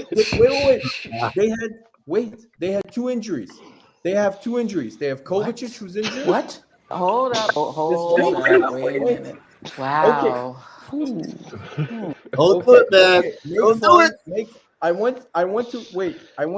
to read you the lineups from yesterday. The subs bench of, they have two injuries, Kovacic and Kevin De Bruyne. So this was the Man City bench. Nathan Ake, Jeremy Doku, Sergio Gomez, Calvin Phillips, Ederson, Scott Carson, Oscar Bob. They have two injuries.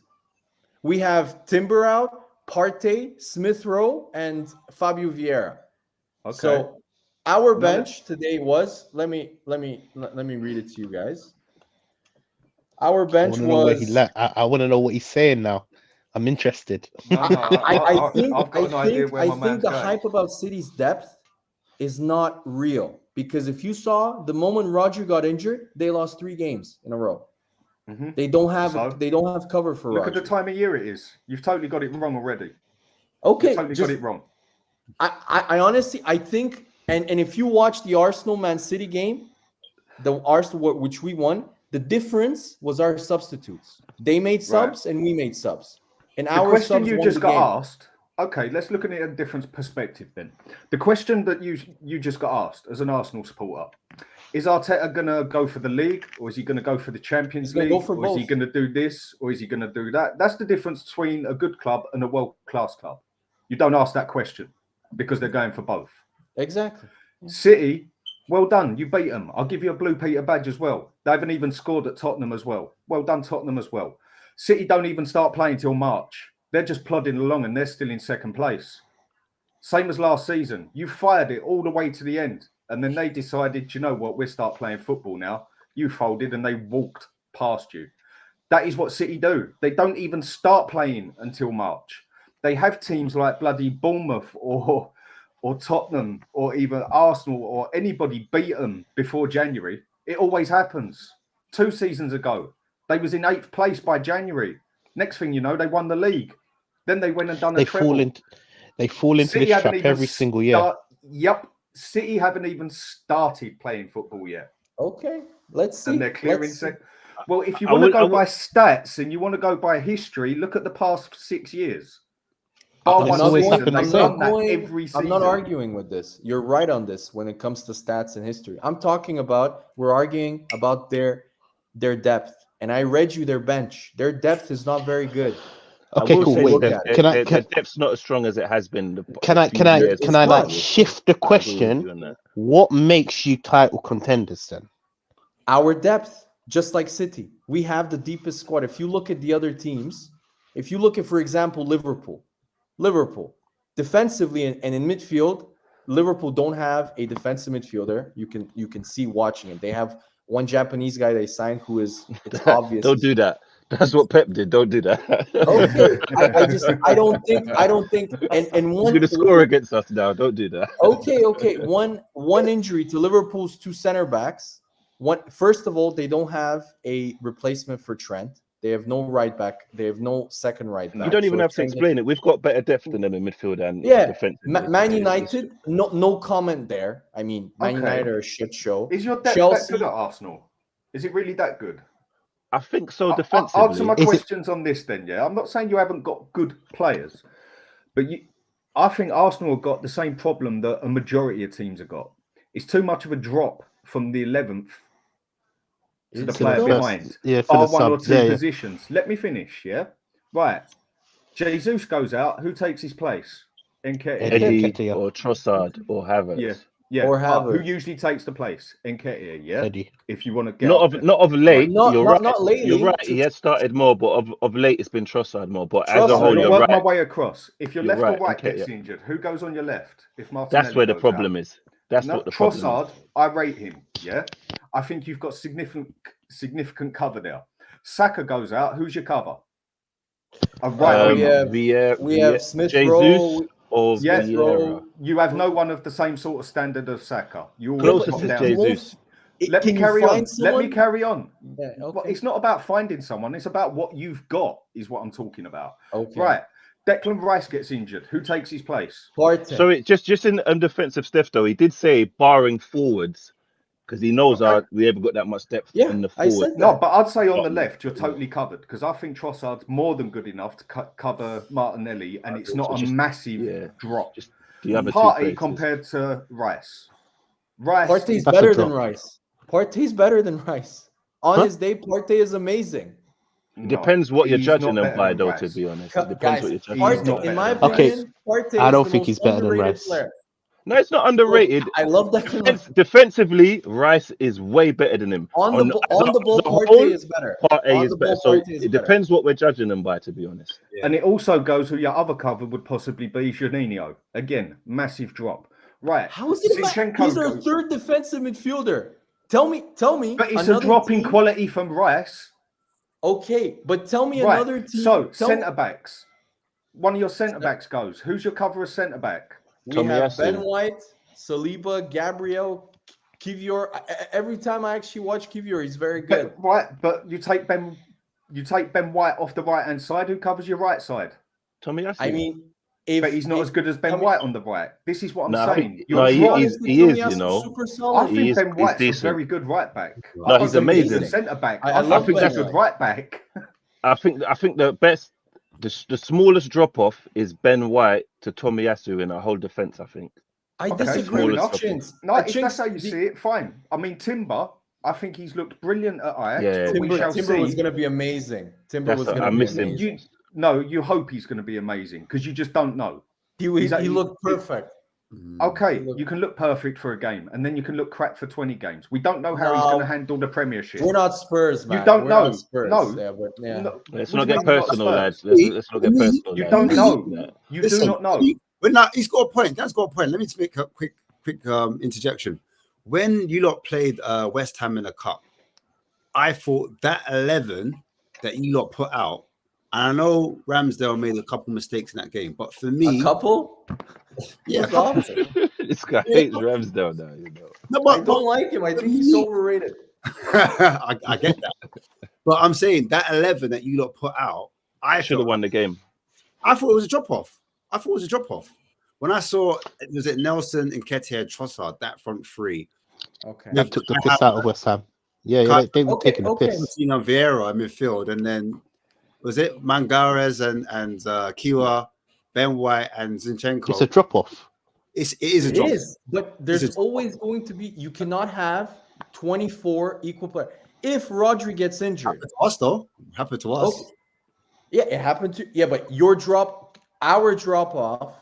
Compared to Spurs' drop off, or Man United's drop off. You know what, Steph? I'm with you, and I love the way you're defending the argument. But all their argument is it's a drop off.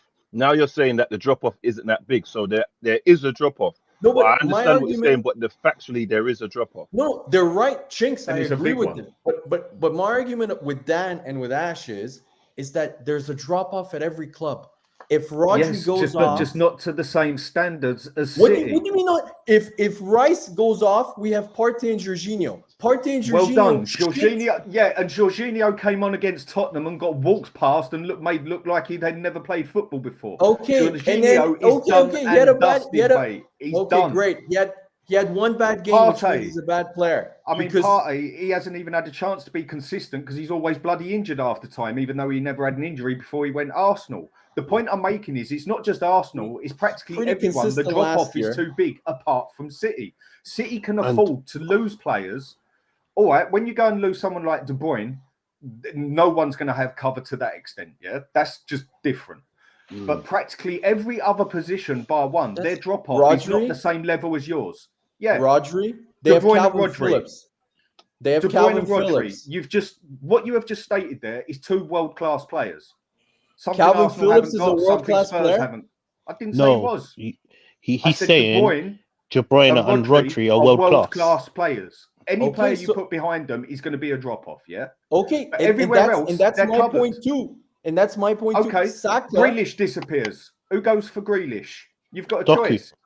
Or Rodon. There you go. That's not a massive drop-off, is it? Not like your one. Not like Spurs one. Not like Man U's one. Not like Chelsea's one. Foden would. You telling me Foden is not? Line, I'll give you that. But what happens? What happens? Defenders defensively. What happens defensively? Ake. They got Ake, Akanji, Diaz, John Stones, Guardiola, and John Stones. So they're quite strong, I must say. They have no fullbacks. So if one of those, if Ake done brilliant as a left back last season. Yes, if he gets injured. Who plays? If Ake gets injured, who plays? Well, Ake is meant to be covered as the centre back. So if their left back gets injured, Ake covers it and walks it. Dan, he plays left back. We both know he plays both. Man City, man.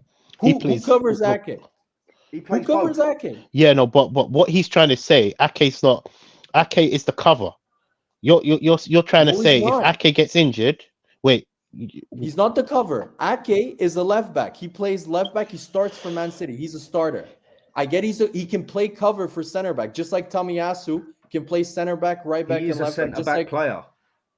No, he's a great player. I love Ake. I'm saying who covers Ake if he gets injured at left back? Either Guardiola or Rico Lewis, I think. Yes, and Guardiola, we saw how good he was at left back when he played against Liverpool. Massive drop off. And he also plays as centre back as well, and was excellent at it in Germany. Look, okay, well, Jorginho. They can even go and stick. They could even go as a defensive midfielder and stick John Stones there, who would play better as a defensive midfielder. I can't lie to you. Arsenal and Man City. This is Man City. Arsenal's right here, right now. Like that, yeah, the guy won a European title. I'm not just slating Arsenal here. I'm saying every club has this problem, bar probably Man City. Even Liverpool can't cover themselves except up front with the drop off. City are the only ones who can cover the drop. Stefan, can I ask you a question? Do you think you've bridged the gap between? When I say bridge the gap, I don't mean trophies wise or nothing, but do you feel like you can compete on Man City's level?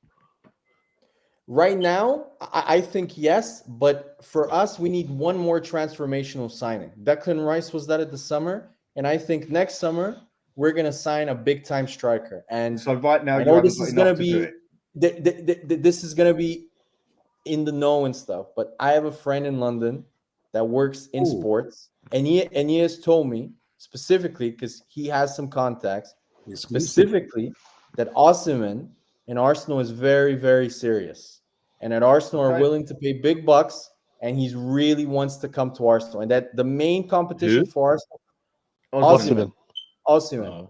If we sign Osimhen, if we sign Osimhen, it's over. We have exactly the same squad as Man City. The only difference between us and Man City, in my opinion, at the moment, is they have a little bit maybe more quality depth in defense, and they have Haaland, which is they have a ruthless striker, which we don't have. When we get Osimhen, but you don't need a ruthless striker because you don't play with a striker. You don't need that because you've got so and Martinelli City doing didn't play with a striker, Dan. What is your argument? City played with Gabriel. No, I'm just saying, but you don't need this striker. I've just been told half hour ago that you don't need the striker because of the way you play. Obvious. He's got a fair point. Wait, Stefan. Remember, you did say that. No, I said that. But so, Stefan, you generally don't think we have enough now for City? I think we can compete with City at the moment, but in order for us to be more sure of ourselves and to take us to the to the promised land, as they say, I think Osimhen. Wait, hold on. Do you not think Arsenal can win the league then? I do. I do think Arsenal can win the league. I do think we can challenge. But am I confident with my chest out to say we're better than City? We can win the league completely. Not right now, not as much.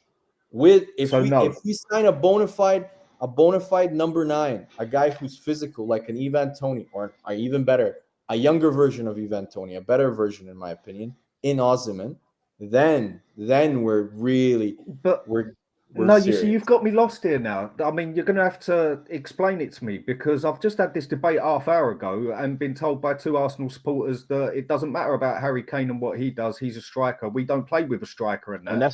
And now you're telling me that if you go and get a striker, you're going to be better. So hold on. Contradicts what he said. Just to add to that, Steph. So explain to me how, because bearing in mind, remember Marlon came in at City, and then at first it was a bit rocky. They had to figure out a system. So you mean to tell me we can just bring in a new striker and it's just gonna bang like that? Even though we're gonna have to alter we have to alter the whole way we're playing to accommodate.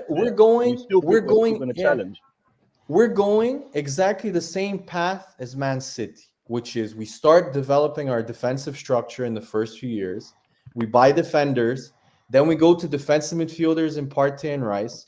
We start building up our attack slowly. We sign Jesus and Zinchenko to improve our attack. And then finally, we get the cherry on the top, which Man City did, which was they get a player that they think if they change their system, which they did because they had a false line in Jesus, they thought if we get Haaland and we adapt to his strengths and tweak our system a little bit, which they have, they've started to play much more direct, more counter-attacking football now. That's why they even signed Doku. They have a pace merchant. That's why Arsenal were interested in Mudryk last January, because if you look at our team, the one thing I would say that we lack is pure pace. That's why we really like Pedro Neto. That's why we really like Mudryk. If you take out Martinelli and Saka, we don't have a pace merchant. So that's why I think Arteta. Yeah, but going back to the striker, yes, we need, in my opinion, another type of striker. And if we can sign Osimhen, or any of those, or Ivan Toney, or any of the big time, or I don't see how you could have the money to do it. Thank you. Just what Ben said. Unless you Arsenal don't play with a focal point, though. A number 9 will not work in that. We will if we sign. Again, Arteta adapts to the needs of the team. When he signed Jesus, he adapted so Jesus can flourish, just like Pep Guardiola does with Haaland. If we sign, do you really think if we sign Osimhen or if we sign a Tony that we won't adapt to that person's strengths? I think it will cost us. I think it will cost us. I don't think it will. We'll be better. We'll be more lethal. It's a big change for a mid-table, isn't it? For a mid-season, it's a very, very big change. Because let's look at this way. I'm not talking January. Right. I'm talking summer. Summer you're talking. I'm talking when summer. you're talking about starting the season again, but are you capable of competing with City now? Yes or no? Yes, we are. I think we are. But you said we're not ready yet, and we'll be ready when we get a striker. I'm saying no. Again, I'm saying our team isn't fully complete, in my opinion. We need that bona fide striker. So you're not capable of keeping up with City yet. Again, I said we are capable. I just think that our team still isn't fully complete. In the summer, I think we'll sign a striker, and then we'll be completely. Right now, I feel we are slightly below City, slightly. So you're not capable of keeping up with them then. Again, you're stubborn. You're very stubborn. This is I can't. It's either black or white. It's a bit of a sticky one still. I don't understand. Right, I'll ask you the question one more time. Are you capable of... He's doing overkill now. Dad, you can't kick a man while he's down like that, Dad. Why am I down? I don't understand. I'm just trying to understand what my man's saying. I'm just trying to understand him because Stefan, man, you keep dropping left to right. Are you capable of keeping up with City now? I said yes. I said numerous times. But you didn't. You said we're not ready yet.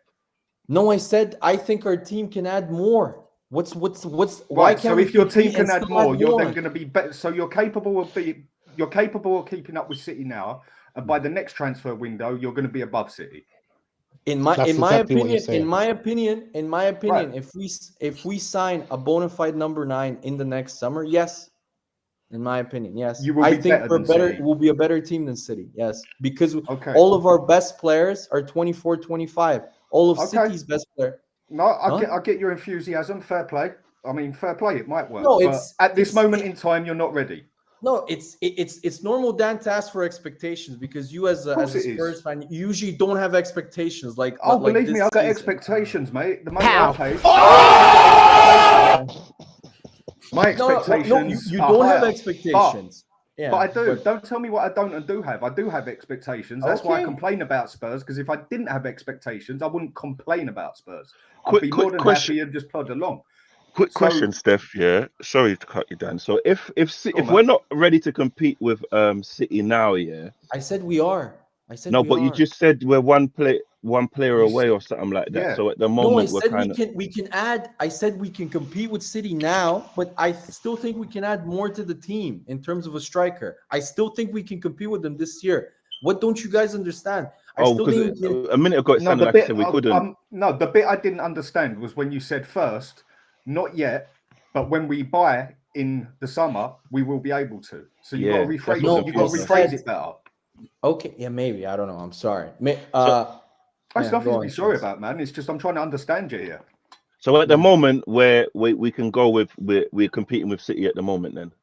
Yes, that's what I feel. Okay, yes. I thought you were saying we couldn't. When you say we need a striker, it sounds like we can't. If you know what I mean, that's all. Exactly. That's what I've been getting at the whole time. No, what I'm trying to add, guys, is I do think we can compete with them now, but I still think this team can go up another level whilst we're competing with City, and that, in my opinion, so technically you don't need a striker. Put it like that. You don't need a striker right now. I think if the Cronkies have a chance to sign Victor Osimhen for one my friend is telling me, which is going to be around 100 million euros because he has 1 year left on his deal in the summer. So Napoli have to sell him. They have to sell him because of the fact that he's not signing. I don't know if you guys, I'm sure you guys have seen it, the racist stuff there with Napoli. He is not signing any deal. He's got 1 year left. So they're probably going to want between 100 to 120 million. That's what my friend told me. And the two main destinations that he wants to go are in the competition at the moment, supposedly, is between Arsenal and Chelsea. Real Madrid, he told me, are not entering the race because they're throwing older chips in for Mbappe. Wait, don't you have like financial fair play? Yeah, that's what I was about to say, because Arsenal basically, unless Arsenal sell up, they're going to find it very hard to buy anybody. That's not true, guys. Your income is lower than your income over the past 5, 7, 10 years is lower than Spurs. It won't be lower this year. It won't be lower. How? I didn't just say this year. I said overall. I said overall. This is the first time you've been in the Champions League for 7 years. And that's my point. And that is going to add. You haven't got that money yet. Yeah, but you haven't got the money yet. Will in the summer. The accounts accumulate before the actual summer. So it was January. This is what I was thinking. You're talking January. I'm baffled. Sorry, Stefan. Go on. Sorry. Yeah, but no. What happens is in the summer that will be taken into account. So Arsenal are going to make over, probably compared to their previous income of last year, based on if we make the Champions League semifinals or finals, we will make more than, I think, over the income that we made last year, over 100 million pounds more, around 100 to 120 million. But so wait, what's the adding up in it? Hold on, sorry to cut you off. It's still, and plus, but if we sell hold on, one minute before you add your points. But now you had financial fair play with the Raya situation. I'm trying to understand what this actual money that's coming through the Champions League. Let's just say you make it to the semis or end of the season. I don't even see you making it to the finals. But let's just say you make it to the final. You think this is going to cover you through? Cover your tracks. Is that what you're saying? Of course, no. You guys are right. We do have to sell, but I think in the summer, based on how we do in the Champions League, and I do think we'll make the quarterfinals at least. I think that's going to add at least another 100 million of pure income. But if he goes for sale in January, we're probably going to sell one of our academy kids, either Smith Rowe, or if we try and sign a striker, we're probably going to sell Eddie Nketiah, and that's pure income on the accounts. So that's the easiest way for us to shift in terms of financial fair play. There's a reason why we moved. Yeah. What? Are you going to have the money in January for it? No, I think maximum. That's when he's meant to be going for sale. They're meant to be selling him up in January. Yeah, that's. I look, from what I read in terms of, I think we'll be fine because of the added income. But I don't know if we have to sell Smith Rowe or Eddie. We'll sell, but don't forget we're gonna probably sell Ramsdale too, and that's minimum. I would say Ramsdale. But your friend was saying summertime, not January. I just want to get summer. He said summer. You were saying he's doing this January. No. But they're talking about him getting sold in January. That's when they're looking at going for it. He said specifically. He told me it's between Arsenal and Chelsea. His agents want him to go to Chelsea because Chelsea are offering him crazy money. Right. But Osimhen really, really likes the Arsenal project and thinks he can be the kind of the cherry on top, the focal point. But I think Osimhen by January will have 7 months on his contract left. No. He'll have a year and a half left. He'll have a year and a half. Yeah. Okay, cool. So they have to sell him. They're gonna sell. He's gone. This summer he's gone. It just depends who's gonna pay, because the Napoli chairman is famous for being the Daniel Levy of Italy. Super difficult to deal with, very difficult, and is very good in terms of getting value for his players. But that's another thing. Nketiah just signed a 5-year deal. Why would he leave? Why would he leave? Because he's not going to get any playing time, and he signed a 5-year deal on But this is the problem with most players. Look, you say that, I totally get your point. But how many players of Tottenham, of Arsenal, of others had where they say, do you know what? I quite like my money. I ain't going nowhere. I think Eddie will definitely have a very good market. I think Eddie's a solid player. I think he can easily play. I actually don't think so. I think he would be perfect for Brighton. Brighton don't have quite possibly. a but striker. I don't think he's going to be a player that you see 40, 50 million for. No, Yeah, not that's 40, how much 50. you want. I'm expecting Smith Rowe. You won't get much for him, I don't think. I think he's a You know, very that's a good player. But That's a he's player too that I would injury love prone. at Tottenham. You know. Yeah, I I agree. think he's a good player, agree with but you he's too guys. injury prone. I agree with you guys about being injury prone, but if Smith Rowe can prove his fitness, his talent level is very high. So I'm sure it is. I rate the player. How much? Yeah, I'm sure. Yeah, I'm sure some team will kind of punt on him. I'm sure there will be a team that will bet on him because he's super talented. How much do you go for? How much do you reckon Smith Rowe will go for? Right now, I would say Smith Rowe is probably worth around 30 million. I would say. And then Tottenham tax, if he was to come in for him. No, I wouldn't sell. I wouldn't sell anything to Spurs. I wouldn't sell fucking. But if you had to sell that player to get the money for your other player, you sell what you got to sell. I would put him in the reserves rather than sell him to Spurs. So you cut your nose to spite your face, realistic, basically. man. Yeah, I honestly, I would. That is never happening. Plus, you really think Daniel Levy is going to give 30 to 35 million to Arsenal for Smith Rowe? Generally speaking, Smith Rowe is a player that we need. I think he's he's too injury prone. Man. He's just well too injury prone. You need a striker. I see a baller in him, man. Of course. There's other positions. Yeah, we need a striker. Yeah. But Smith Rowe could do bits at Tottenham. Guys, our biggest sale is going to be the goalie. Ramsdale is going to go for big money because he's young, he's English, and he's talented. I want minimum. No. Why would you get about 30 million if we're lucky? Chinks, if Sanchez is 25 million, man, Ramsdale was minimum 45. But you got to look at it this way. Chelsea have spent them how much money with them, and they've robbed them up. What big team needs a goalkeeper? Man U, with Onana, Bayern Munich need one, but they're not gonna. Bayern Munich, but they're Bayern not Munich need Bayern Munich. Bayern Munich are not going to get Ramsdale. I guarantee you on Why? that, mate. Why not? Put me £100 bet down here and now. I'll put it in front of you. It ain't happening. Trust me on this one. Tell me another keeper of Ramsdale's quality that's on the market. Believe me, he's not going to go to Munich. But why? Harry Kane went to Munich. Munich is a bit world class. Yeah, no, Munich is a bit too high for him. Bayern Munich are a bigger club than Arsenal. Take the bet, Steph. Take the bet. Take the bet. What is your point about Bayern Munich are a bigger club? That Bayern Munich are 100 times bigger than Spurs. He's asking you to put your money where your mouth is, Steph. You've made a lot of claims based on if. So he's asking you to come on, man. I'll put the bet on with you here and now. I'll put the bet on with you here and now. Why does there need to be a bet? Why? Tell me. I asked you because again. I'm not sure. Why? Tell me another keeper. A lot of your arguments are based on if. So he's asking you if we can compete with City. You're saying yeah, but if this, if that, if this, and if my mum had a penis, she'd be my dad. So now he's asking you put your money. He's asking you put your money where your mouth is. Because you're saying a lot of ifs. You know what are you talking about, man? Wow, man. That was deep. Okay. The point I'm making is not many of the big clubs need a goalkeeper. Spurs, we've got a better goalkeeper than you. End of. I told everyone how great he was going to be. Look, watch me again. I'll put a bet with 12 games. Okay. No. You didn't see how he played last season in Italy. Anybody who sees me on here, yeah, of course, yeah. Anybody who knows me, I'm sure. I've been telling a lot of people knew about him. Mate, I follow Serie A as my second team. Wait, about who? Who are you talking about? Inter is my second team. I follow Serie A big time, yeah.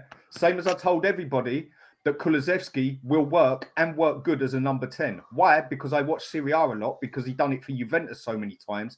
He didn't do it for Juventus, and he was a bench warmer at Juventus. What are you on about? Not all the time. He played on the right, then Chiesa came in, and then when they did play him, they played him in the middle. Even in Champions League games, he played up front with Ronaldo on the side of him. This is why I know did they sell him can handle a 10. Wait. Even Conte didn't even say he could. No, but Conte even said he could play there. Money, same as everybody in Italy. Italy is proper in trouble with money, big time trouble. Everybody is broke.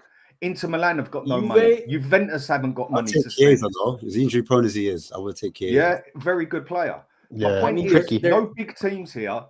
Man U, they're going to stick with Onana. Spurs they will stick with Onana. I agree. Liverpool, City. Chelsea, I don't think would go for him. I think, guys, and apart United, from that, who else is going to have the money to spend more than 30 mil on him? United. I predict this. In my opinion. I think Bayern Munich, realistically, are going to go for Emi Martinez. If Villa don't get That's a really... No, but that's a realistic. I think Bayern Munich are going to go for signing. Emi Martinez. And I honestly do believe that Aston Villa are going to use the money from Emi Martinez and try and sign Ramsdale. I could believe that one, but the one I ain't believing is that Ramsdale's going to go Bayern Munich, like you said.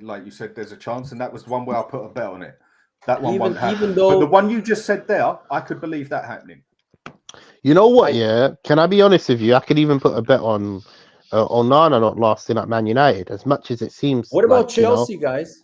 What about Chelsea? Sanchez what? Shit. Nah. I think they're not going to pull the guns. I don't think they're going to pull the gun too soon. Why not? They've pulled the gun on every single player, man. Why wouldn't they offer for Ramsdale? He's English, he's young, he's everything what the owner loves. He's overrated, he's young, and he's English. The owner loves he's also, that. No, but has they got Pope? What? Sorry? I'm talking to Has. Sorry. Yeah, Pope's better than Ramsdale. Yeah, Pope. That's what I just said. I really don't see. One thing I'll give Onana, when he was at Inter. Wait, sorry, Dan. Sorry. I'm sorry to cut you. So why is Pope better than Ramsdale? Come on, Chinks. Pope. No, I'm just curious. I personally rate him as a better keeper from what I see by eye and what he can do overall. No, but I understand your argument, Dan. I'm just curious, Stefan's argument, because he doesn't see our Ramsdale and Raya argument of why one's better, but yet he sees the Pope and Ramsdale argument. So I'm just curious. My main argument about Ramsdale and Raya is Raya fits our system far better than Ramsdale. My main argument that Pope is better than Ramsdale is because, in my opinion, in terms of pure shots, I think Pope on the ball is probably just as bad as Hugo Lloris. But as a pure shot stopper, honestly, Nick Pope, I watched some of his games. The PSG game yesterday, he was ridiculous. Sorry, I'm not laughing at you. The comments said it. He was. I can't see them. Why? They're on the side. I think Pope is a very underrated keeper. He was one who I would love Spurs to go for him before he went Newcastle. I've said he's a brilliant keeper for a long time. Honestly, in my opinion, the Premier League, and he's the closest thing that I have seen. Yeah, man. David De Gea in terms of pure shot stopping, like making ridiculous. Did you guys watch the PSG Newcastle game? That's a good point. We should talk about that. Man. That's the next topic I wanted to bring up. Because... I hate Newcastle. And that's the reason. To be honest with you, that's the reason why. I thought that was biased, man. That penalty shouldn't have gone through. Newcastle unlucky against PSG, guys. Oh no, really? Newcastle got a bad decision from the ref. Oh, I'm gutted for them. Huh? I'm gutted for Newcastle. But generally, really do you believe that was a penalty? Yeah, do you think that's not? But fuck Newcastle. They completely did. The way you swear is so aggressive, you know. No, I love it. Don't stop. Shit. Yeah, fuck. Yeah. I just do yourself a favor. Wipe the screen. You know what? Wipe the screen. You know what? Aggressive. Yeah. Sorry, guys. It's late here. You know what the worst thing was on Twitter? All of the, Alan Shearer after the Arsenal game was like, Arsenal need to focus on attacking instead of talking about the ref. Guess what Mr. Shearer tweeted the first thing after that horrendous penalty decision? Oh, the ref ruined the game and stuff. Oh, now it's the ref, Alan. Okay, yeah. Okay, fuck. Sorry. Go on, man. Breathe in through your nose and out through your mouth. I love it. It pissed me off how convenient the media went on about the refereeing when it was pretty much a very similar decision against Arsenal. Yeah, and do you think that was a penalty against Arsenal? Do you think that was a foul? Clear foul. In every next week of fixtures, there was a carbon copy incident where either there was a small push on the goalkeeper, or there was a small push on the defender, or any type of player whilst he's in the air, and they gave a much softer foul than that one for that goal. If that was against Spurs, there would be... That is the problem. It's too inconsistent. But for me, it's because he was already bent over and he was already on the way down before he got touched. His hands were extended. He was already he was already on the way down before he got touched. He was already going down. But he couldn't go back up even if you wanted to go to not go back down. Yeah, but how can you go up when you're on the way down? That goes against dimensions. Yeah. That goes against... that you can't go down and go back up that quick. That's half the problem with a goalkeeper. I think he went down lightly, though, to be totally honest with you. He played into it. He was already on the way down. That's why it went against him. What about the ball hitting his hand? The ball hit Joelinton's hand. Now that one is forget the handball. It was a clear foul that is given 99.9% of the time. No, you're right in that regard, Steph, but you can't completely throw away what Dan said, because that's the first logical argument I've actually heard someone say in regards to the foul. No, it's a logical argument, but the guy was down because Joelinton had his arms extended. No, he wasn't. The man was on the way down because he was already diving down. So he was already going down. You see what I'm saying, though? That's you can't argue that point because we're not there. But the handball, you can't argue. So just the handball. The handball was a handball. Dan, the handball was handball. Yeah. Let me just ask Dan this: the foul, Man City Liverpool game, the foul on the Liverpool goalkeeper. Before you even go, Stefan, he's going to say that the keepers have more protection.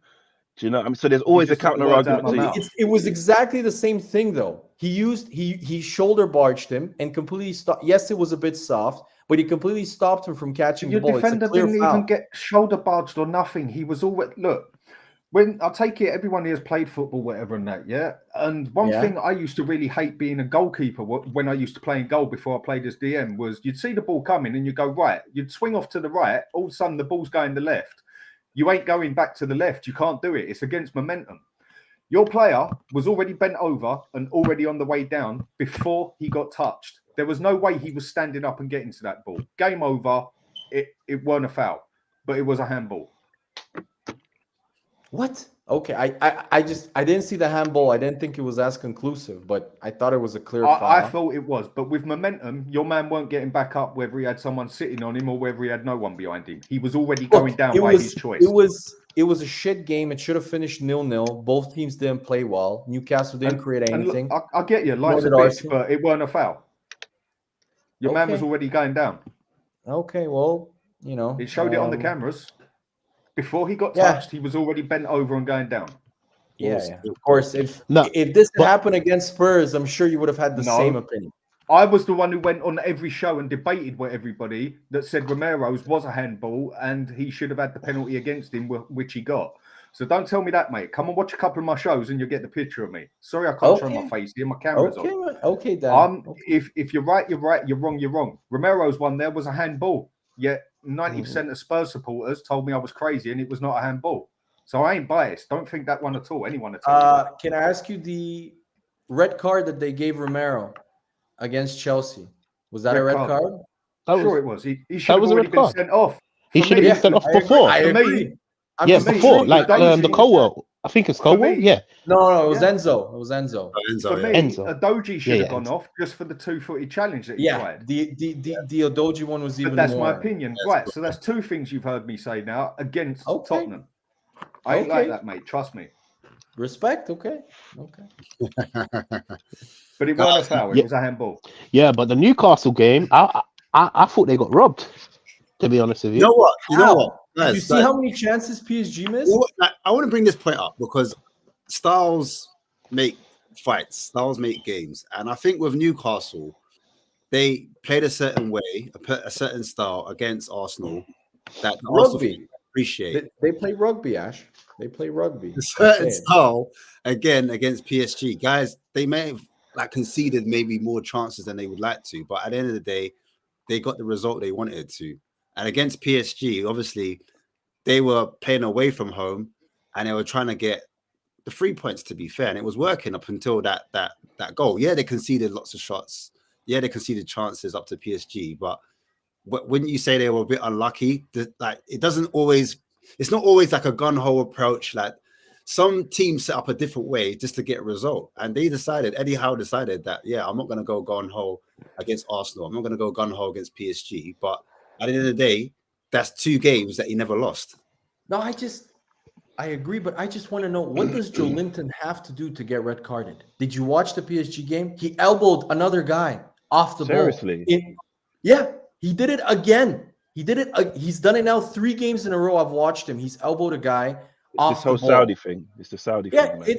I'm telling you, it's not. They should change Newcastle's name to the International Saudi Rugby Team, so everybody knows how they play. Even though in rugby, if you elbow a guy off the ball, it's a direct red card. So even in rugby, that's a red card. He did it against PSG, where he lifted up his arm as he was running past him. It was clearly intentional, just like the one against Arsenal when I think it was Bruno Guimaraes. Just like Reece James on and Reece James, clear red card against Spurs. I agree, clear red card. I do not understand how they give red cards for bad tackles, which I get. But for this type of off-the-ball bullshit, it's inconsistent. That's what happens when you have this VAR and all that. It is the inconsistency. I've told you guys. I've told this Stash. England in the UK in the Premier League, they need to fire all the refs and hire foreign refs until the British refs get their shit together and become actually of level. But do you think wait 1 second? Sorry, do you think it's the rules that are in place, or do you think it's the referees? The refs are. I'm going to tell you. I'm from Bulgaria. I went to watch a game here, a local league game. We use VAR. The way in Bulgaria that they use VAR was faster, better, and more efficient than the way they use it in the Premier League. The stakes are a bit less, though. The stakes are a bit less. The same problems in Italy that we have over here. Why do you not hear these incidents and these type of scandals with Italy, with Spain? Why? But quick question in relation to the PSG Newcastle thing. Yeah, if we can argue that Newcastle's goal should have stood against us, how can you argue that penalty shouldn't have stood because the ball hit his hand? Yeah, no, but it hit his chest and then it hit his hand. So it hit his hand. So by the law, it shouldn't be a handball. Okay, no. I've got a question for you all. Then, what is a handball? If the ball touches the arm or the hand is extended in an unnatural position, it's given as handball. The rules state that when an arm is extended literally or vertically, it makes the body unnaturally bigger, covering more space. The basic rule is if someone does it intentionally, and then it's always but so maybe read it up. That is the. I just read it. I'm literally on. And then there's about 6 other add-ons to it. Love for that, by the way. It's all the little add-ons that lose everybody, because the basic rule of it is if you do it on purpose, and then it's but if this happens, and but if that happens, and but what if that happens? Nobody knows what a bloody handball is anymore, unless the man blatantly does a Maradona. We just don't know where we stand with it, or unless they do a Thierry Henry. Yes. You know, that was a good one. That was a good one. That was good. But I just think we need to dedicate a section for the best game of the midweek Champions League games. Galatasaray versus Man United. What a game, guys. That was a great game. Did you guys watch it? Both teams were so trapped defensively. It was a joke. Of course, man. Or Nana. This is what this is my opinion. Like, I've always had this opinion, and people might think I'm delusional. They shouldn't have sold De Gea. De Gea is a way better goalkeeper. I agree with you, man. Look, he might make mistakes, but goalkeeping attributes, I'm telling you, don't make that many mistakes like how Nana. He struggles. He looks a shell of himself. I don't know what he's struggling in Italy for Inter Milan. My second team. Amazing. He was outstanding last year. Champions League, he was brilliant. Champions League final, he was excellent. But do you think it's because of the fast pace? Not just it could be based on Galatasaray. I'm talking about in the Prem as well. Do you think it's because it's fast pace? No, because why it's making so much. It could be a lot of things. We really don't know. I mean, when he was at Ajax, he was excellent. He was excellent keeper. If you remember his last season at Ajax, he was dodgy as hell. Dan, he would make these same type of mistakes. The thing with Inter is, I think, because they play defensive counter-attacking football, he's got Bastoni, Acerbi in front of him. He's got a defensive system that protects him. He had a solid defense in front of him that season. last year. Yeah, so he has a really solid defensive base, and at Man United, he doesn't have that. And if you read, one of his biggest weaknesses is his handling. His hands, he's not very good with this, and you could see it today. The goals. He's a very good shot stopper. The thing is with Onana, you can relate him to an extent to Lloris, because one thing they both were on their moment, they were as good as any keeper on the planet. But they're eccentric. Eccentric was France keeper and France captain and won a World Cup. Yes. He was a bloody good goalkeeper at one point. Past 3 years, I wanted him gone at Spurs. He's already done and dusted. But on his Lloris, day, go on. Lloris has been as good as most out there when he was on his peak. Lloris was better than all our keepers while he was at Spurs. Lloris was brilliant. The last 3 years. The past 3 years, he's gone downhill, and I would have sold him 3 years ago. I think he's eccentric. Same as Onana. I think it's harsh. I think it's harsh to compare Lloris. I think Lloris is far better than him. I think that's not what I'm saying. I'm not talking about keeper quality. I'm talking about their mentality. Yeah, I agree. When your keeper, what you want is an eccentric player. You don't want an eccentric keeper. You want your goalkeeper to be dry lunch. You want your goalkeeper to be so down to earth that you'd fall next to him, talking to him where he's that exactly. Boring. No, but I think he's eccentric. I think you picked the wrong French keeper. I think he reminds me so much of Fabien Barthez. Oh, that's extreme. Yeah, I can go with that as well. Yeah. Makes an amazing save and then does some absolute just clanger. Crazy, yeah. Like Gomez did with Spurs as well. Yeah, he saved Gomez was good. Was unbelievable for Arsenal. Gomez was good, but then when he was bad, he was bad. Yeah, because he was eccentric. 1 minute his head was all over the place. You want your goalkeeper to be dry lunch, mate. You want him to be like that Sunday roast. Go lunch. Watch. Yeah. And the thing with him is once he loses his confidence, go watch the first goal, the free kick from Ziyech. The ball is in the middle of the net. I don't know how that goes in.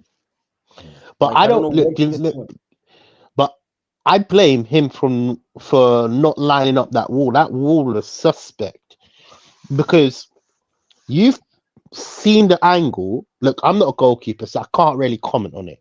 But you've seen the angle and you've lined that wall up. Yeah.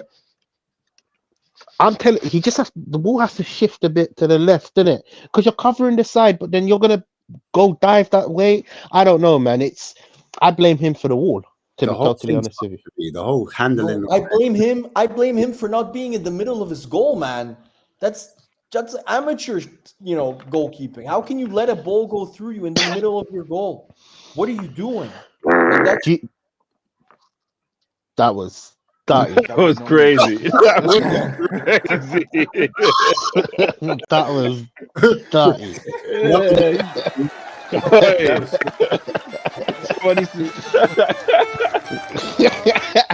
And you know what? Yeah, the worst one is that one. Yeah, that sounded. You know the ones where you do that big one and you're confused if it's a shit or not. That one. I was watching. It's funny enough.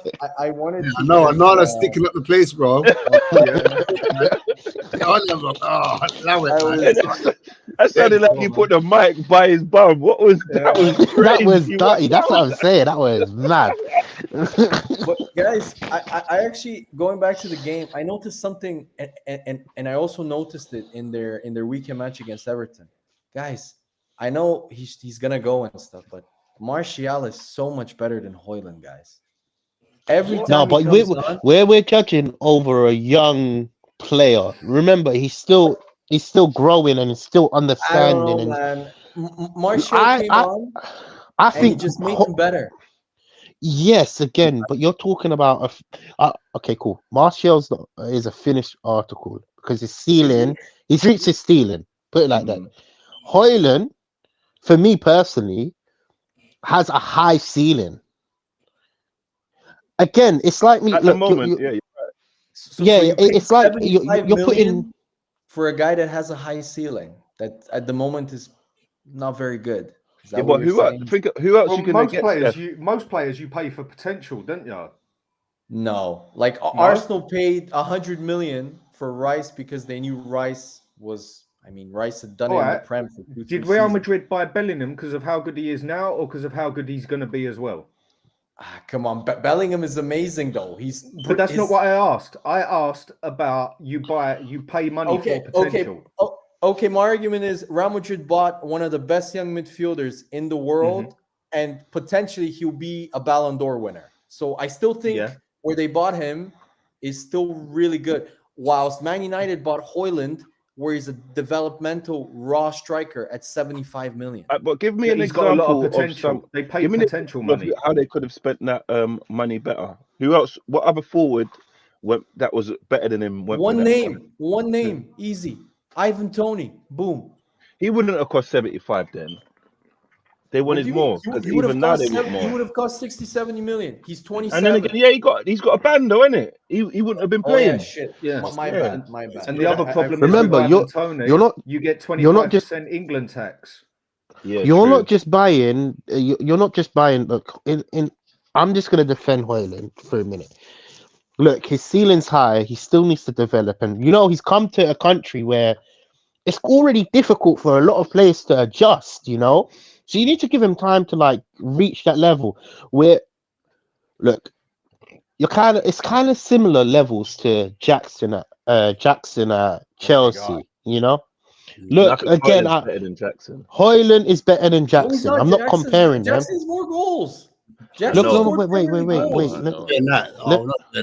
Let me the hat trick. I got no credit for it.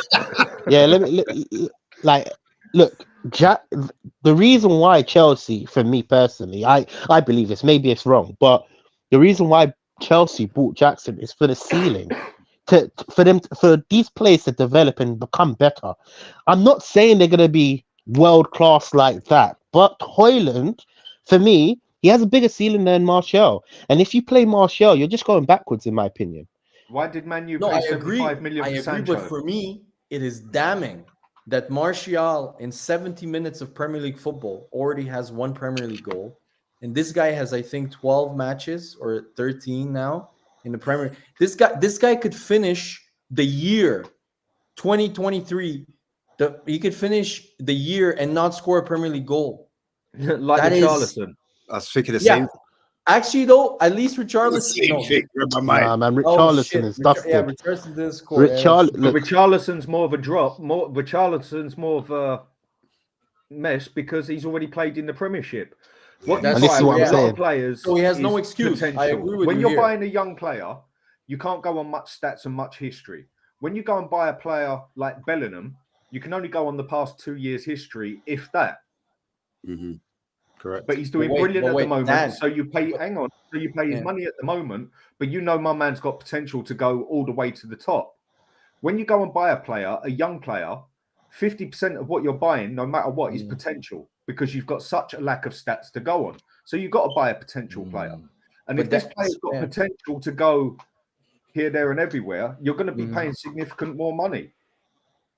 Okay, Dan. So you're telling me you're the manager of a team.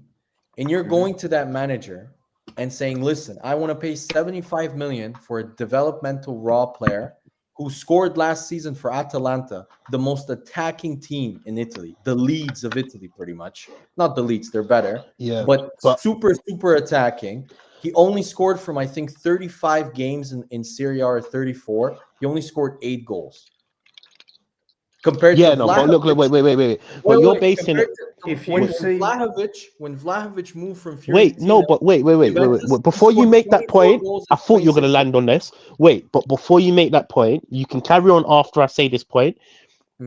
But you need to remember where Man United was last year. They finished 3rd. They didn't have all these problems with rape charges, players not getting along, all of these things, injuries as well. They didn't have any of these problems. Now, the way Ten Hag was thinking last season, he's thinking, cool. Now, I've got my foundation. We finished 3rd. We've come off a good season because we all agree Man United season last year was quite good, right? I sit here and say, it was quite good. He's thinking, Cool. All right. If we add a Hoyland, for example, he striker. He can learn. He didn't think Rashford is going to fall off this bad. You know, he didn't think Sancho would have had this. Look, Sancho's had his problems, yeah, right? But problems. Sancho's been shit for 2 years. Yeah, but you know, like it's. But when they bought him on potential because of how good he's been for the past year and a half at Dortmund. Again, you're paying for potential. But wait, his stats at Dortmund, he had like 14 goals and 15 assists, man. This guy has 8 goals from 35 games in Serie A. I get you, in the most defensive league on the planet. It's not as defensive. I think that's another misconception. Yes, mate. Serie A, there is nothing more defensive. Nothing more defensive counter-attack. It's the way Italians always have been and always will. So do I. If you look at Serie A, are you saying Serie A is not defensive? All the best centre backs come from them. It's not as this. It's the most defensive league on the planet. It concedes the least goals. I think teams in Italy that don't play out and out counter attack basically, and that's Juventus. It was Atalanta, and then it was Napoli, and even they play. That's not true. Wait, come on. Napoli play counter attack as well. I can argue with you on this. Napoli plays attacking football. Sassuolo plays super attacking football. Atalanta plays attacking football. Milan plays attractive. But they don't play out and out attacking football. They don't play like Premiership. Okay, they don't play Bielsa attacking football, but Milan still plays attacking football. So Atalanta and Sassuolo play like Leeds. Let's be honest. Where does most of Milan's attacks come from? Where does they start? From where? From their left back. Oh, okay. And then it gets passed about, and then they get it forward. Most teams in Italy do a counter-attack style. They do not attack like in England. Okay.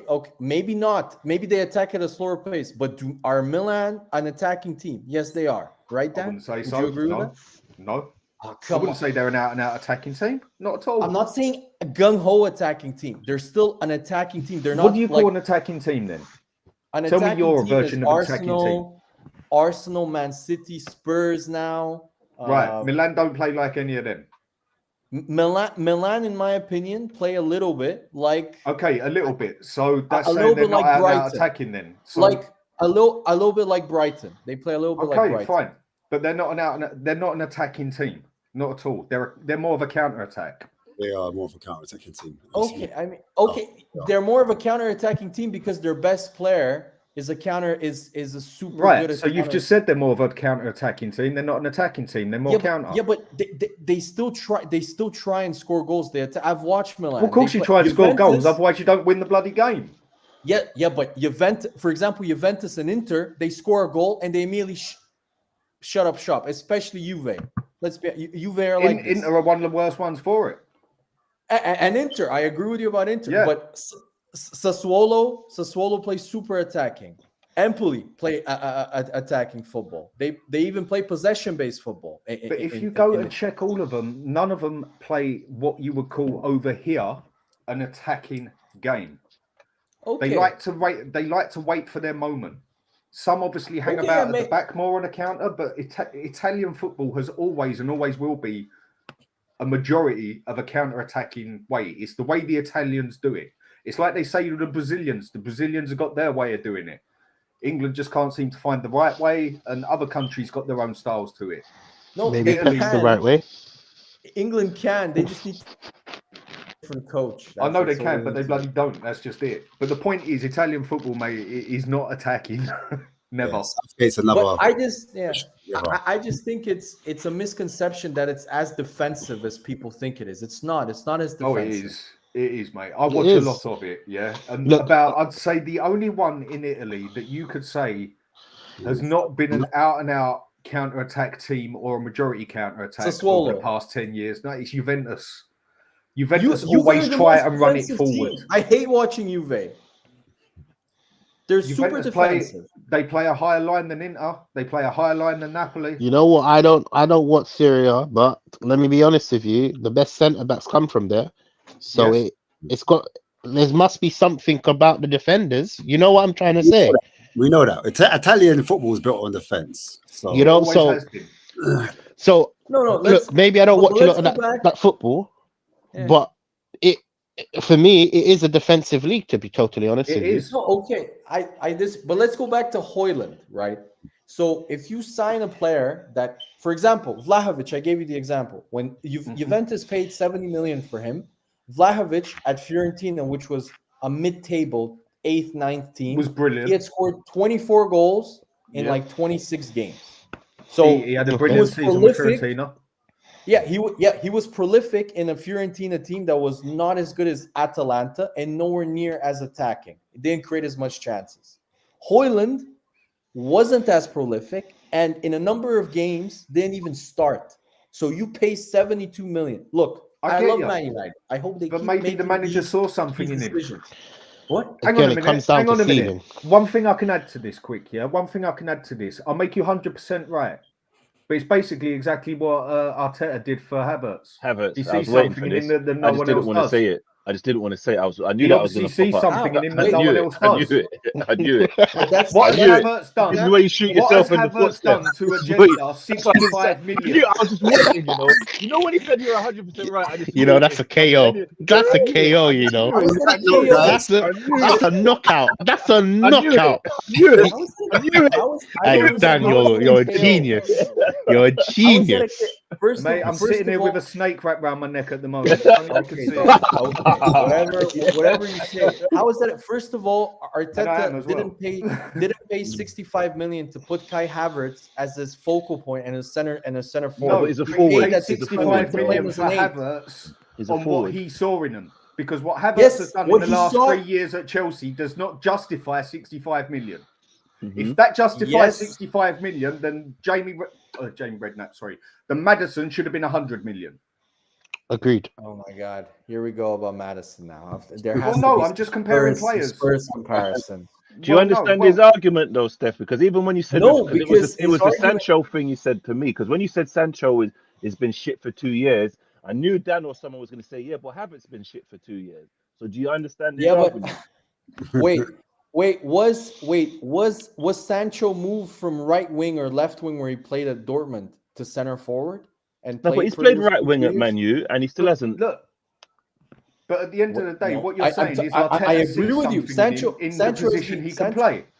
No, but Sancho has been crap in his position that he played at Dortmund at Man United. Havertz was taken from being a number 8/number 10 or a false 9 or whatever behind the actual striker and was played as the pure focal point for 3 years.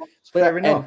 For Dan, wait, let me finish. And for Dan's point about people sign potential, well, if you look at his potential at Bayer Leverkusen when he signed for Chelsea, everybody wanted him. Everybody wanted him because he had scored 18 goals in the league. So maybe Arteta looked at his time at Bayer Leverkusen and thought, shit, I can develop him and play him in his right position, and maybe he's effective. More and effective bought him on potential. Exactly, but that counted because he saw something in him. Yeah, but that contradicts what you were just saying just a minute ago, bro. Yeah. How? That counts. Højlund, based on potential and what you think he can do for you, is the same way that clearly Ten Hag sees potential in Højlund, and and off of the season that Man United just finished. He can see, okay, cool. There's a puzzle there.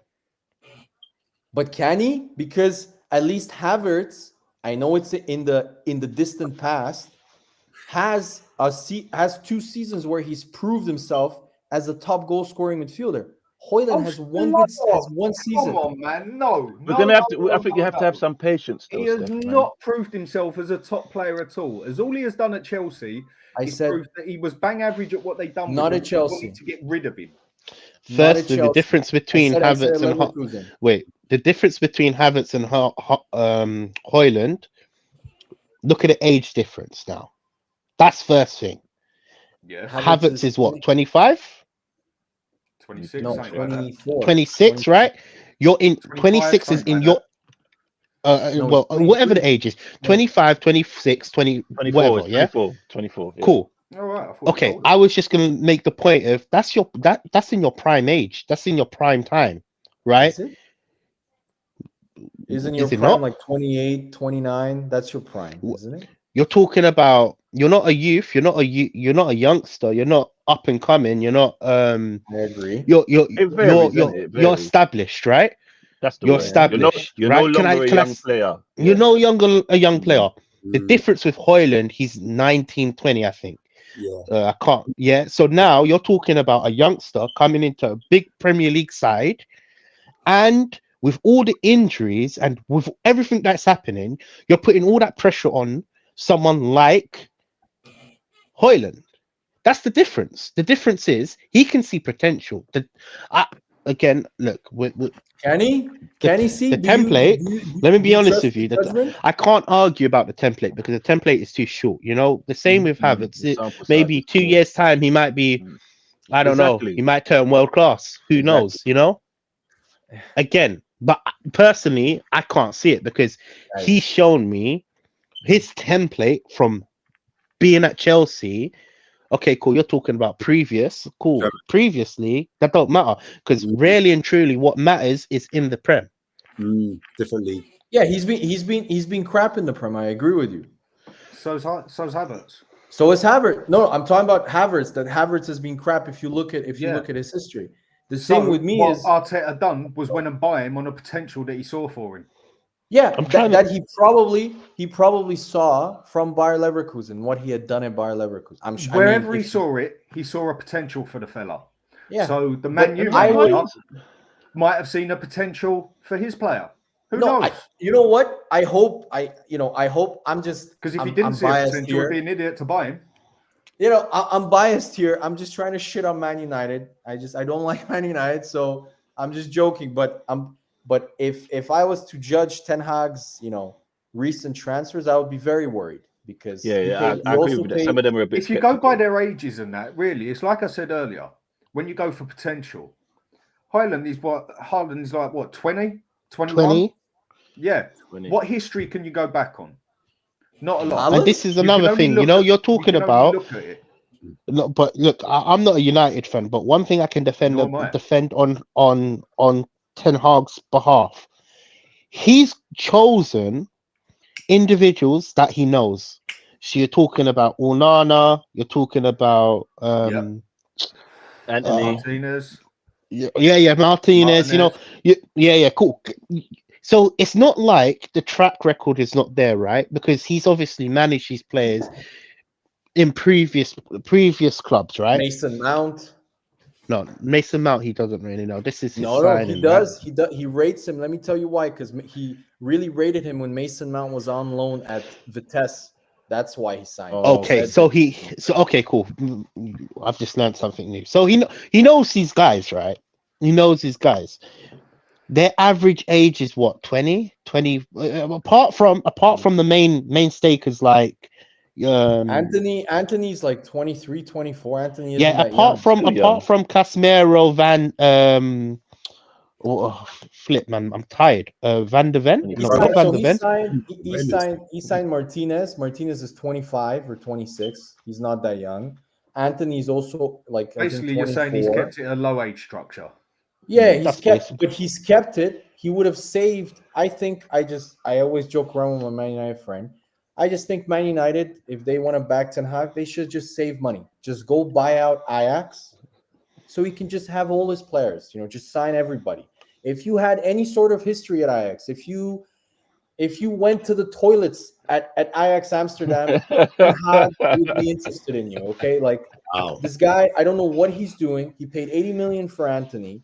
He signed every single player that he has signed, apart from Højlund, has to have had experience in the Dutch league, which, in my opinion, out of all the leagues in terms of players that have transitioned from another league into the Premier League, has the least success rate, the least. And you as Spurs fans would remember because Vincent Janssen came in as the next, like Didier Drogba. And he turned out to be poo. He turned out to be worse than I don't know who's worse than him. Richarlison. He was worse than Richarlison. Nah, but Richarlison has been. Yeah. So and do you know what? The thing is with Richarlison though, that's the joke of it all. He still gets in the Brazil team in front of Jesus. Exactly. And you know what? The fact this is why Brazil are shit. The fact that Emerson Royale and Richarlison are in the Brazil national team it says it all. I agree. Says it all, and that's why they're that bad. But that's it don't say a lot they, for Jesus either, does it? Oh, guys. I know we want to carry on chatting forever, but we're gonna end the show. These words are gonna kill me because normally we wrap up for about an hour and a half tops. I've gone way over, so I'm in trouble. And I was enjoying the chat. I was enjoying the conversation. I didn't want it to end, but yeah, I'm gonna have to wrap it up, man. I've got to put my big up yourselves, everyone in the panel, contributing. Thanks for letting us on. It's my pleasure, man. You guys are always welcome. And is Ramsdale? Hold on, you just got super chat. Yeah, I'm gonna get it. I see it. Yeah, cool. I can say big up to the chat as well. Big up Ben, gave me a super chat there. Appreciate you, bro. He says, "Is Ram still on the same level as Harry Kane?" Ben sharp as ever. I just said, I didn't say that. Well, you get that in because I did hear that in the chat before. But anyway, we're gonna end it on this note, bro. That big up everyone as well that were watching, that came in and came out, silent watchers. But we're back again next week with more rival talk. Hopefully, some of the other rivals aren't too scared to come on. I was meant to have a Newcastle fan to jump on just to kind of terrorize the Arsenal fans, but they pulled out last minute. But hopefully, I've got one next week, so it should be interesting. I've got an Newcastle fan definitely coming on next week. But yeah, guys, big yourselves up. Much love. Make sure you go follow these boys. Where can we find you, TJ? You can find me on this channel Fridays, 7 p.m. preview show, and also my channel right there, like Spursy Talks. Just drop a subscribe. Cool. Jinx, where can we find you, bro? Find me here. Thanks for having me. And my name at Jinx Space on all socials. Big up. Dan E. Obviously, I can see it in the title, but where can we find you? What do you do next? Yeah, I'm on Hotspur Hood with Tom and Ozboys on there. Me and Tom always do our shows on there on Sunday and Tuesday. He always does his morning one on Thursday. I sort of just jump about off everyone else's show and do my own random ones on my one and whatever. And yeah, cheers for letting me on. It's appreciated. I'm just gutted that I couldn't have my camera on, so I even had my snake out tonight. Oh man, and I said I wanted to see it. Anyway, if you go onto my one that I done this morning, you'll see the snake sitting there. Cool. 4.5 foot python. Oh nice. Wow, okay. That's cool. Big. And also, not least, Stefan. Cheers, Ben. You don't want to end the show. You don't want to end. I know. I'm ending. I just want to ask that. What type of python? What's the breed? I've got 2 royal pythons, 1 corn snake, and 1 boa constrictor. Oh wow. Okay. Cool, man. Cool. Well, just thank you guys. I'm sorry. I'm sorry, Ash. I know we actually went overboard. It's cool, man. It's love. Yeah, it's my bad on that. But thank you guys for having me. Great discussion. That's the whole point. Debate, with people with different opinions. It's nothing personal. It's it's just fun. And yeah, thanks, guys. It was great. Cool, man. Love people, man, and I'll see you on the other side, man. Big up yourselves. Yeah, guys. Much Take love, care, everyone. Peace. Yeah.